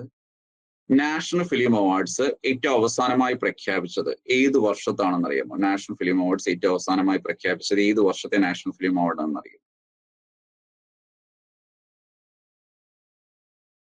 2022 ശ്രദ്ധിച്ചോണം. 2024 പ്രഖ്യാപിച്ച ഏത് വർഷത്താണ്? 22. അതായത് കോവിഡ് വന്നതിന് ശേഷം നാഷണൽ ഫിലിം അവാർഡ് ഒരു വർഷത്തോളം ബാക്കിലാണ്. മനസ്സിലായി? ഏറ്റവും അവസാനമായി പ്രഖ്യാപിച്ച ഏത് വർഷത്തെയാണ്? 2022. അപ്പൊ 2022 അവാർഡ് 2024 പ്രഖ്യാപിച്ച് അവർക്ക് അത് സമ്മാനിക്കുകയും ചെയ്തു. ഈ അവാർഡിന്റെ കൂടെ തന്നെയാണ് എന്ത് കൊടുക്കുന്നത്? ദാദാ സാഹിബ് ഫാൽക്കെ പുരസ്കാരവും കൊടുക്കുന്നത്. ഈ അവാർഡിന്റെ കൂടെ തന്നെയാണ് എന്ത് കൊടുക്കുന്നത്? ദാദാ സാഹിബ് ഫാൽക്കെ പുരസ്കാരവും കൊടുക്കുന്നത്. ക്ലിയർ ആണല്ലോ? അപ്പൊ നിങ്ങൾ ശ്രദ്ധിക്കേണ്ട കാര്യം ഇതാണ്, നാഷണൽ ഫിലിം അവാർഡ് എവിടെ നിൽക്കുന്നോ അവിടെയാണ് സാധാരണഗതിയിൽ ദാദാ സാഹിബ് ഫാൽക്കെ പുരസ്കാരം. ഇത് പ്രത്യേകിച്ച് എടുത്ത് ഞാൻ പറയാൻ കാരണം എന്ന് വെച്ചാൽ, പല PDF-ലും അതുപോലെ ചില ടെക്സ്റ്റുകളിലൊക്കെ വിന്നർ ഓഫ് 2024 എന്ന് പറയുമ്പോൾ മിഥുൻ ചക്രവർത്തിയുടെ പേര് കൊടുത്തിട്ടുണ്ട്. അത് ഡിക്ലെയർ ചെയ്ത് 24-ലാണ്. പക്ഷെ അത് ഏത് വർഷത്തെ അവാർഡാണ്? 22-ലെ അവാർഡാണ്. എവിടെയെങ്കിലും അങ്ങനെ ഒരു കാര്യം കണ്ടു കഴിഞ്ഞാൽ ഇനി ഒരു കൺഫ്യൂഷൻ ഉണ്ടാവരുത്. ഡിക്ലെയർ ചെയ്ത് 2024 ആണെങ്കിലും അത് ഏത് വർഷത്തെയാണ്? 2022-ലെ അവാർഡാണ്. ഏത് വർഷത്തെ അവാർഡാണ്? 2022-ലെ അവാർഡാണ്. ക്ലിയർ ആണല്ലോ? മിഥുൻ ചക്രവർത്തി നമുക്കറിയാം, ഹിന്ദി സിനിമാ നടനാണ്. പിന്നെ ഒരു പൊളിറ്റിക്കൽ ഇതുള്ള വ്യക്തി കൂടിയാണ് അദ്ദേഹം. അപ്പോൾ ഇന്ത്യൻ സിനിമയിലെ ഓവറോൾ കോൺട്രിബ്യൂഷൻ നൽകുന്ന ഹയസ്റ്റ് അവാർഡാണ് ദാദാ സാഹിബ് ഫാൽക്കെ. 2022 ജേതാവാണ്. ശ്രദ്ധിച്ചോണം, 2022 ജേതാവാണ് മിഥുൻ ചക്രവർത്തി. ഓക്കെ, ഇനി നമ്മൾ ഇപ്പുറത്ത് രണ്ട് പേരുകൾ കണ്ടിരുന്നു, വഹീദ റഹ്മാനും അതേപോലെ ആശ പരീഖും. അതായത് ഇത് തൊട്ടു മുമ്പ് 2021 ശ്രദ്ധിച്ചോണം, ഇത് കൺഫ്യൂഷൻ ഉണ്ടാവരുത്. 22 പ്രഖ്യാപിച്ചത് 2021 അവാർഡാണ്. ഓക്കെ, ഇനി 2021 പ്രഖ്യാപിച്ചത് 2020 അവാർഡാണ്. നോട്ടുകളിലെല്ലാം ഇതിങ്ങനെ തെറ്റി കൊടുത്തിട്ടുണ്ട്. കോവിഡിന് ശേഷമാണ് ഇത്രയും ഒരു ഡിലേ വന്നു തുടങ്ങിയത്. അപ്പം 2021 അവാർഡ് പ്രഖ്യാപിച്ചിരുന്നു, അത് 2020 വിന്നറാണ് ആശ പരീഖ്, 2021 വിന്നറാണ് വഹീദ റഹ്മാൻ, ദെൻ 2022 വിന്നറാണ് മിഥുൻ ചക്രവർത്തി. ക്ലിയർ ആണല്ലോ? അപ്പൊ പ്രഖ്യാപിച്ച ഇയർ ആണ് പലയിടത്തും കൊടുത്തിരിക്കുന്നത്, തെറ്റാണ്. നമ്മൾ ശ്രദ്ധിക്കേണ്ടത് winner of 2020 Asha Parekh, winner of 2021 Waheeda Rehman, 2022 Mithun Chakraborty. Okay, ഇനി ശ്രദ്ധിക്കേണ്ടത് ദിസ് അവാർഡ് ഇൻസ്റ്റേറ്റഡ് ഇൻ 1969. ഈ അവാർഡ് ഇനിഷ്യേറ്റ് ചെയ്ത ഏത് വർഷമാണ്? 1969, 1969 1969 ഈ അവാർഡ് സ്റ്റാർട്ട് ചെയ്യുന്നത്. നിലവിലെ പ്രൈസ് മണി 10 ലക്ഷം രൂപയാണ്, 10 lakhs ആണ്. ഫസ്റ്റ് വിന്നർ ദേവിക റാണിയായിരുന്നു. ഫസ്റ്റ് വിന്നർ ആരാണ്? ദേവിക റാണിയാണ് ആദ്യത്തെ വിന്നർ എന്ന് പറയുന്നത്. ഫസ്റ്റ് വിന്നർ ആരായിരുന്നു? ദേവിക റാണിയാണ് ആദ്യത്തെ വിന്നർ എന്ന് പറയുന്നത്. ഫസ്റ്റ് വിന്നർ ആരായിരുന്നു? ദേവിക റാണി. അപ്പോൾ ഇന്ത്യൻ സിനിമയിലെ സമഗ്ര സംഭാവനകൾക്ക് ഓവറോൾ കോൺട്രിബ്യൂഷൻ നൽകുന്ന ഏറ്റവും ഹയസ്റ്റ് അവാർഡാണ് ഏത്? ദാദാ സാഹിബ് ഫാൽക്കെ പുരസ്കാരം. ഏറ്റവും അവസാനമായിട്ട് ഡിക്ലെയർ ചെയ്ത് 2022 54th ടൈറ്റിലാണ്. വിന്നർ ആരായിരുന്നു? മിഥുൻ ചക്രവർത്തി.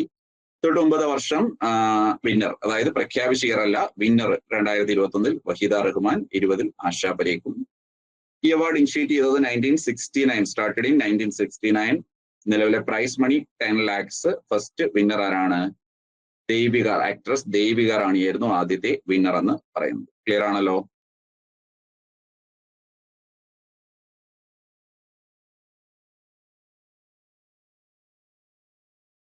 അടുത്തൊരു ക്വസ്റ്റ്യൻ നോക്കാം. സയൻസ് ആൻഡ് ടെക്നോളജി അല്ലെങ്കിൽ ISRO അല്ലെങ്കിൽ ആ രീതിയിലുള്ള ക്വസ്റ്റ്യൻ ആണ്. First satellite launched by India for the observation of black holes. ഇതാണ് first satellite launched by India for the observation of black holes. ഇപ്പൊ സയൻസ് ആൻഡ് ടെക്നോളജിയുമായി ബന്ധപ്പെട്ട് അല്ലെങ്കിൽ നമ്മുടെ സിലബസ് സെപ്പറേറ്റ് ആയിട്ട് തന്നെ നമ്മുടെ ISROയുടെ അല്ലെങ്കിൽ നാസയുടെ അല്ലെങ്കിൽ മറ്റ് സ്പേസ് ഏജൻസിയുടെ മിഷൻസ് എന്ന് പറഞ്ഞാൽ സെപ്പറേറ്റ് പറയുന്നുണ്ട്. അതിൽ കറണ്ട് അഫയേഴ്സ് ആയിട്ട് വരാവുന്നൊരു ക്വസ്റ്റ്യൻ ആണ്. First satellite launched by India for the observation of black holes. നമ്മള് ബ്ലാക്ക് ഹോൾസിനെ കുറിച്ച് പഠിക്കും. തമോഗർത്തങ്ങൾ, നമുക്കറിയാം നക്ഷത്രങ്ങളുടെ ലൈഫ് തീരുമ്പോൾ അത് ബ്ലാക്ക് ഹോൾസ് ആയിട്ട് മാറുന്നു. അപ്പൊ ഈ ബ്ലാക്ക് ഹോൾസിനെ കുറിച്ച് പഠിക്കാൻ വേണ്ടി ഇന്ത്യ വിക്ഷേപിച്ച ആദ്യത്തെ സാറ്റലൈറ്റ് എന്നാണ് ക്വസ്റ്റ്യൻ. ഓപ്ഷൻ അതിൽ ലൂണാർ 1, ചന്ദ്രയാൻ 3, ആദിത്യ L1, എക്സ്പോസാറ്റ്. ഇങ്ങനെ 4 ഓപ്ഷൻസ് ആണ്. ആൻസർ അറിയാവുന്നവരുണ്ടെങ്കിൽ തീർച്ചയായിട്ടും കമന്റ് ചെയ്യണേ. Lunar 1, Chandrayaan 3, Aditya L1, XPoSat. First satellite launched by India for the observation of black holes. തമോഗർത്തങ്ങളെ നിരീക്ഷിക്കാൻ അല്ലെങ്കിൽ തമോഗർത്തങ്ങളെ കുറിച്ച് പഠിക്കാൻ ഇന്ത്യ വിക്ഷേപിച്ച ആദ്യ സാറ്റലൈറ്റ് ഏത്? Lunar 1, Chandrayaan 3, Aditya L1, XPoSat. അറിയാവുന്നവരുണ്ടെങ്കിൽ തീർച്ചയായിട്ടും കമന്റ് ചെയ്യണേ. ശരി, ഉത്തരമായിട്ട് വരുന്നത് എക്സ്പോസാറ്റ് ആണ്. ആദിത്യ L1 എന്ന് പറയാൻ നമുക്കറിയാം ഇന്ത്യയുടെ സൂര്യനെ കുറിച്ച് പഠിക്കുന്ന ദൗത്യമായിരുന്നു. ചന്ദ്രയാൻ 3 ഇന്ത്യയുടെ തേർഡ് ലൂണാർ മിഷനാണ് എക്സ്പോസാറ്റ്. എക്സ്റേ പൊളാരിമീറ്റർ സാറ്റലൈറ്റ്, അതാണ് പൂർണ്ണരൂപം. എക്സ്റേ പൊളാരിമീറ്റർ സാറ്റലൈറ്റ്, അതാണ് പൂർണ്ണരൂപം. X-ray polarimeter satellite. ഓക്കെ, ഇനി അപ്പൊ ഇങ്ങനെ ഒരു മിഷനെ കുറിച്ച് പറഞ്ഞാൽ അല്ലെങ്കിൽ ഇങ്ങനെ ഒരു കാര്യത്തെ കുറിച്ച് നമ്മൾ കേട്ട് കഴിഞ്ഞാൽ, ഏതെങ്കിലും ഒരു സാറ്റലൈറ്റ് വിക്ഷേപിച്ചതിനെ കുറിച്ച് പഠിച്ചു കഴിഞ്ഞാൽ കേട്ട് കഴിഞ്ഞാൽ തീർച്ചയായിട്ടും നമ്മൾ ശ്രദ്ധിച്ചു നോക്കേണ്ട ഏറ്റവും ബേസ് ആയിട്ട് ചില പോയിന്റ്സ് ഉണ്ട്. ഇതിന്റെ ലോഞ്ചിങ് വെഹിക്കിൾ PSLV C-58 ആയിരുന്നു. ലോഞ്ച് വെഹിക്കിൾ ഏതാണ്? PSLV C-58 ആയിരുന്നു ലോഞ്ചിങ് വെഹിക്കിൾ. അത് PSLV സീരീസിലെ 60th ദൗത്യമാണ്. 2 ഫെയിൽ ആയ പോയിന്റ് ആണ് PSLV C-58.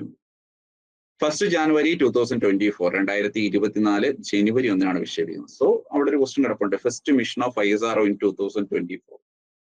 എക്സ്പോസാറ്റ് ക്വസ്റ്റ്യൻ കിട്ടിയ first mission of ISRO in 2024. 2024 ISROയുടെ ആദ്യ ദൗത്യം ഏതാണ്? എക്സ്പോസാറ്റ്. സാറ്റലൈറ്റിന്റെ ടോട്ടൽ വെയിറ്റ് എന്ന് പറഞ്ഞാൽ 469 469 കിലോഗ്രാം ആണ്. ഡ്യൂറേഷൻ 5 ഇയർ ആണ്. സോ ആലോചിച്ച് നോക്കി, ഏതാണ്ട് 2029 വരെ നമുക്ക് അപ്ഡേഷൻസും റിസൾട്ടും ഒക്കെ തരാൻ കഴിയുന്ന ഒരു വിഷനാണിത്. അപ്പൊ എന്ത് ചെയ്യാം, നമ്മൾ ആദിത്യ L1 സൂര്യനെ കുറിച്ച് പഠിച്ചു. സൂര്യനെ കുറിച്ച് പഠിച്ചെന്താണ്? സൂര്യനിൽ പോകാൻ വേണ്ടിയല്ല. ശാസ്ത്രലോകം ഇന്ന് പ്രവചിക്കുന്ന ഒരു കാര്യമുണ്ട്. സൂര്യൻ എന്ന് പറയുന്നത് കത്തിക്കൊണ്ടൊരു നക്ഷത്രമാണ്. സോ ഒരു ദിവസം പൂർണ്ണമായും അത് കത്തി ബ്ലാക്ക് ഹോൾ ആയിട്ട് മാറും. അപ്പൊ ആ സമയത്ത് എല്ലാ ജീവജാലങ്ങളും ഇല്ലാതാകും എന്ന് നമുക്കറിയാം. അപ്പൊ അതിനൊരു സൊല്യൂഷൻ എന്ന രീതിയിൽ അവിടെ നടക്കുന്ന കെമിക്കൽ റിയാക്ഷൻസും മറ്റുമൊക്കെ മനസ്സിലാക്കി അതേ രീതിയിൽ കൃത്രിമ സൂര്യനെ നിർമ്മിക്കുന്ന ഒരു കൺസെപ്റ്റ് പല രാജ്യങ്ങളും കൊണ്ടുവന്നിട്ടുണ്ട്. ഒരു പക്ഷേ നിങ്ങൾ കേട്ടിട്ടുണ്ടാവും, ലോകത്ത് ആദ്യമായിട്ട് ഒരു ആർട്ടിഫിഷ്യൽ സണ്ണ് ക്രിയേറ്റ് ചെയ്ത രാജ്യം അമേരിക്കയാണ്, ചൈനയാണ്. ആർട്ടിഫിഷ്യൽ സണ്ണിനെ ആദ്യം ചൈന ഉണ്ടാക്കി. ഈസ്റ്റ് എന്നാണ് ഒരു പേര് കൊടുത്തിരിക്കുന്നത്. ചൈനയാണ് ആദ്യമായിട്ട് ഒരു ആർട്ടിഫിഷ്യൽ സണ്ണ് ഡെവലപ്പ് ചെയ്തത്, ഈസ്റ്റ്. അതിനുശേഷം സൗത്ത് കൊറിയ ഒരെണ്ണം ഡെവലപ്പ് ചെയ്തത്. പൂർണ്ണമായും സക്സസ് ആണോ എന്നുള്ള അപ്ഡേഷൻ കിട്ടിയിട്ടില്ല. അപ്പോൾ അതിന്റെ സ്ട്രക്ചർ എങ്ങനെയാണ്, അതിന്റെ പ്രവർത്തനങ്ങൾ എങ്ങനെയാണെന്ന് മനസ്സിലായെങ്കിൽ മാത്രമേ നമുക്ക് അതുപോലെ ഉണ്ടാക്കാൻ പറ്റത്തുള്ളൂ സൂര്യനെ കുറിച്ച്. അപ്പം ഒരു ബ്ലാക്ക് ഹോളിന്റെ സ്ട്രക്ചർ, കത്തിക്കഴിഞ്ഞാൽ ബ്ലാക്ക് ഹോൾ എന്താണ്, ബ്ലാക്ക് ഹോളിന്റെ സ്ട്രക്ചർ എങ്ങനെയാണ്, ബ്ലാക്ക് ഹോൾ എന്തെല്ലാം മാറ്റങ്ങൾ ഉണ്ടാവണം നമുക്ക് പഠിക്കേണ്ടതായിട്ടുണ്ട്. അപ്പൊ അതിന്റെ ഭാഗമായിട്ടാണ് ഈ എക്സ്പോസാറ്റ് എന്ന് പറയുന്ന ഒരു സാറ്റലൈറ്റ്. സോ 5 വർഷം നമുക്കതിന് ഡ്യൂറേഷൻ ഉണ്ട്. ഇനി XPoSat, that is X-ray polarimeter satellite. ഇതിന്റെ മിഷൻ ഡയറക്ടർ ആയിരുന്നു M. ജയകുമാർ. മിഷൻ ഡയറക്ടർ ആയിരുന്നു M. ജയകുമാർ ആയിരുന്നു മിഷൻ ഡയറക്ടർ. ഇനി ചോദിക്കാൻ നല്ല ചാൻസ് ഉള്ള ഒരു ക്വസ്റ്റൻ ഉണ്ട്. After USA, India became the second country which successfully launched satellite for this purpose. അമേരിക്കയ്ക്ക് ശേഷം ബ്ലാക്ക് ഹോൾസിനെ കുറിച്ച് പഠിക്കാൻ വേണ്ടി സാറ്റലൈറ്റ് വിക്ഷേപിക്കുന്ന രാജ്യമായിട്ട് ഇന്ത്യ മാറി. അപ്പൊ എക്സാമിന്റെ ഒരു പോയിന്റ് ഉണ്ടേ, തമോഗർത്തങ്ങളെ കുറിച്ച്, ബ്ലാക്ക് ഹോൾസിനെ കുറിച്ച് പഠിക്കാൻ വേണ്ടി സാറ്റലൈറ്റ് വിക്ഷേപിച്ച ആദ്യ രാജ്യം അമേരിക്ക, രണ്ടാമത്തെ രാജ്യം ഏതാണ്? ഇന്ത്യ. തമോഗർത്തങ്ങളെ കുറിച്ച് പഠിക്കാൻ വേണ്ടി സാറ്റലൈറ്റ് വിക്ഷേപിച്ച ഫസ്റ്റ് രാജ്യം ഏതാണ്? അമേരിക്ക, രണ്ടാമത്തെ രാജ്യം ഇന്ത്യ. India mission director. ഇപ്പൊ 2024 ജനുവരി 1 ഞാൻ പറഞ്ഞു. അപ്പൊ വേണമെങ്കിൽ ആ ഒരു ക്വസ്റ്റ്യൻ വേണമെങ്കിൽ അവിടെ നിന്ന് ചോദിച്ചൂടെ, എക്സ്പോസാറ്റ് വിക്ഷേപണ സമയത്തെ ISRO ചെയർമാൻ ആരായിരുന്നു? വേണമെങ്കിൽ അങ്ങനെ ഒരു ക്വസ്റ്റ്യൻ ചോദിച്ചൂടെ, എക്സ്പോസാറ്റ് വിക്ഷേപണ സമയത്തെ ISRO ചെയർമാൻ ആയിരുന്നു ആരായിരുന്നു? അങ്ങനെ വേണമെങ്കിൽ ക്വസ്റ്റ്യൻ ചോദിക്കാം. സാറിന് ഇത് ചോദിക്കാറുണ്ട്. എന്താണ്, ചാന്ദ്രയാൻ 2 വിക്ഷേപണ സമയത്ത് ISRO ചെയർമാൻ. ചാന്ദ്രയാൻ 2 അത്യാവശ്യം നമുക്ക് പാർഷ്യലി ഫെയിൽ ആയിപ്പോയി.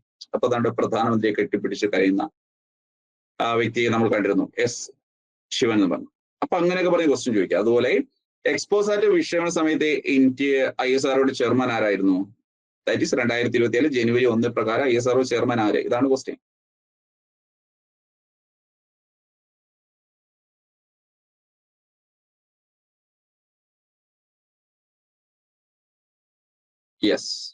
എസ് സോമനാഥ് ആയിരുന്നു. ഓൾറെഡി നമ്മൾ പറഞ്ഞു, ISROയുടെ 10ാമത്തെ ചെയർമാൻ ആണ്.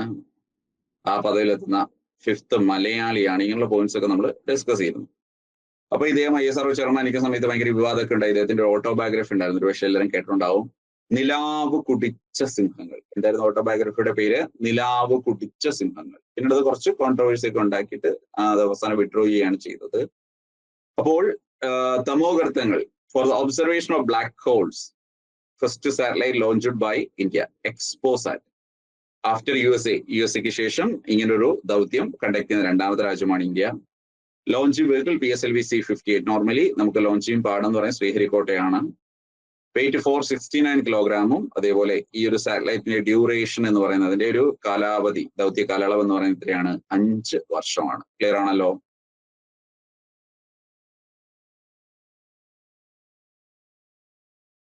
ഇനി നമുക്ക് അടുത്തൊരു ക്വസ്റ്റ്യനിലേക്ക് പോകാം. Who among the following persons got Bharat Ratna in 2024? താഴെ തന്നിരിക്കുന്നതിൽ 2024 ഭാരതരത്ന ലഭിച്ച വ്യക്തികൾ ആരൊക്കെയാണെന്നാണ് ക്വസ്റ്റ്യൻ. അപ്പോൾ തീർച്ചയായിട്ടും എന്താണ്, ഒന്നിലധികം ആളുകൾ ഉണ്ടാവാൻ സാധ്യതയുണ്ട്. അതുകൊണ്ടല്ലേ ആരൊക്കെ? Who among the following persons got Bharat Ratna in 2024? PV Narasimha Rao, LK Advani, AB Vajpayee, Manmohan Singh. Answer അറിയുന്നുണ്ട് തീർച്ചയായിട്ടും കമന്റ് ചെയ്യണേ.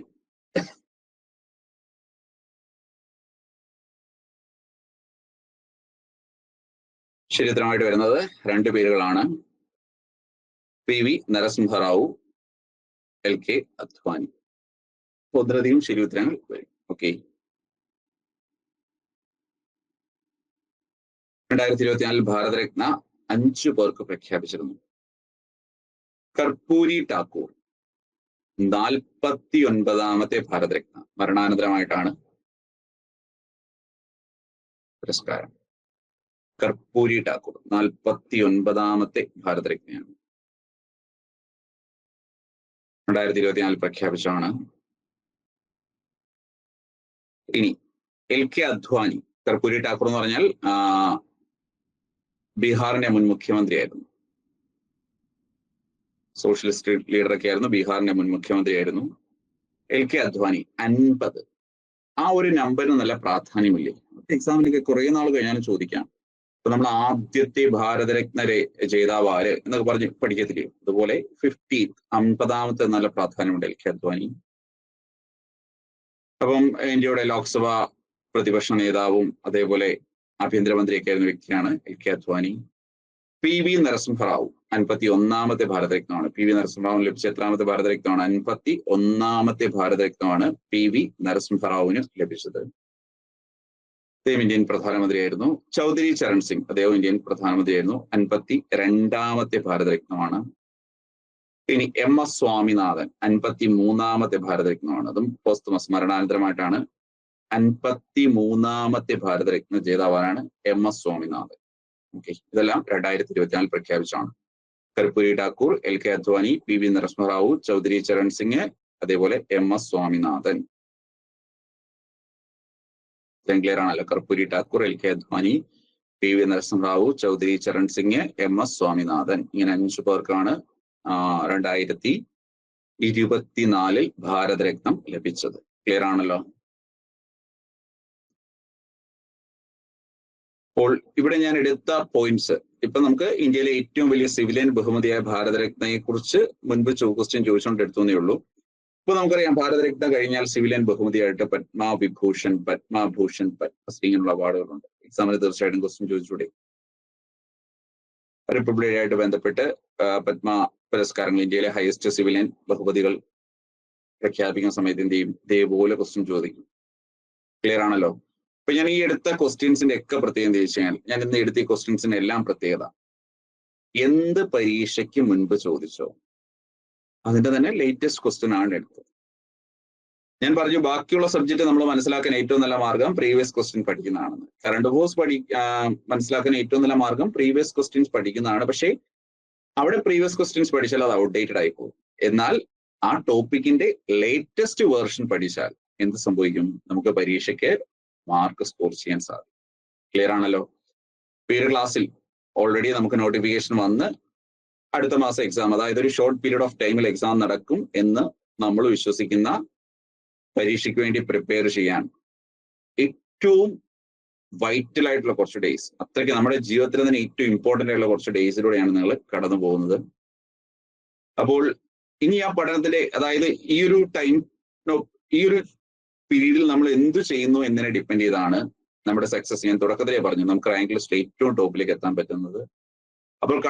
അപ്പോൾ നമ്മുടെ ആ ഒരു പഠനം ഏറ്റവും കാര്യക്ഷമമാക്കേണ്ട സമയമാണ്. അപ്പോൾ സിലബസിലെ ഡീറ്റെയിൽഡ് സിലബസിലെ ഇത്രയും ഒരു ജനറൽ അവയർനെസ് എന്ന ഭാഗം, അതിനെ ഡിപ്പെൻഡ് ചെയ്ത് കറണ്ട് അഫയേഴ്സിൽ എന്തെല്ലാം പഠിക്കണമെന്ന് കൃത്യമായിട്ട് ഈ ഒരു ക്ലാസ്സിൽ ഞാൻ ഒരു ഐഡിയ തന്നിട്ടുണ്ട്. അഫയേഴ്സ് ഒരു എക്സാം എഴുതുമ്പോൾ ഏത് പീരീഡ് മുതലുള്ള കാര്യങ്ങൾ പഠിക്കണം, ഏതെല്ലാം സബ്ജക്റ്റിൽ നിന്ന് പഠിക്കണം, പഠിക്കുന്ന സമയത്ത് എന്തെല്ലാം കാര്യങ്ങൾ ശ്രദ്ധിക്കണം, പഠിക്കാൻ എന്തെല്ലാം സോഴ്സുകൾ നമ്മൾ യൂസ് ചെയ്യണം, ഇങ്ങനെയുള്ള കാര്യങ്ങളെല്ലാം കൃത്യമായി നിങ്ങളിലേക്ക് എത്തിക്കാൻ ഈ ഒരു ക്ലാസ്സിലൂടെ കഴിഞ്ഞു എന്നെനിക്ക് ഉറപ്പാണ്. മറ്റേതെങ്കിലും സംശയങ്ങളുണ്ടെങ്കിൽ തീർച്ചയായിട്ടും നിങ്ങൾ കമന്റുകളായി ചോദിക്കണം, നിങ്ങൾക്ക് അതിനുള്ള മറുപടി ലഭിക്കുന്നതാണ്. അപ്പൊ ഇതേ രീതിയിൽ കറണ്ട് അഫയേഴ്സ് മാത്രമല്ല മറ്റെല്ലാ സബ്ജക്റ്റും നിങ്ങൾക്ക് ഏറ്റവും സിസ്റ്റമാറ്റിക് ആയിട്ട് പഠിച്ച് ഇനി നമുക്ക് മുന്നിലുള്ള ഏറ്റവും ഒരു short period of time maximum utilise ചെയ്യാൻ ഏണസ്റ്റ് അക്കാഡമി നിങ്ങളുടെ ഒപ്പം ഉണ്ടാകും. കറണ്ട് അഫയേഴ്സിനെ കുറിച്ച് നിങ്ങൾക്ക് യാതൊരു പേടിയും വേണ്ട. നിങ്ങൾ എഴുതുന്ന എക്സാമിന് കറണ്ട് അഫയേഴ്സിൽ ഫുൾ മാർക്കും നിങ്ങൾക്ക് അഷ്വർ ചെയ്യാൻ ഞാനും നിങ്ങളോടൊപ്പം ഉണ്ടാകും. അപ്പൊ ഈ ഒരു ക്ലാസ് എല്ലാവർക്കും യൂസ്ഫുൾ ആയി എന്ന് വിശ്വസിക്കുന്നു. വീണ്ടും മറ്റൊരു ക്ലാസ്സുമായിട്ട് കാണാം. Thank you.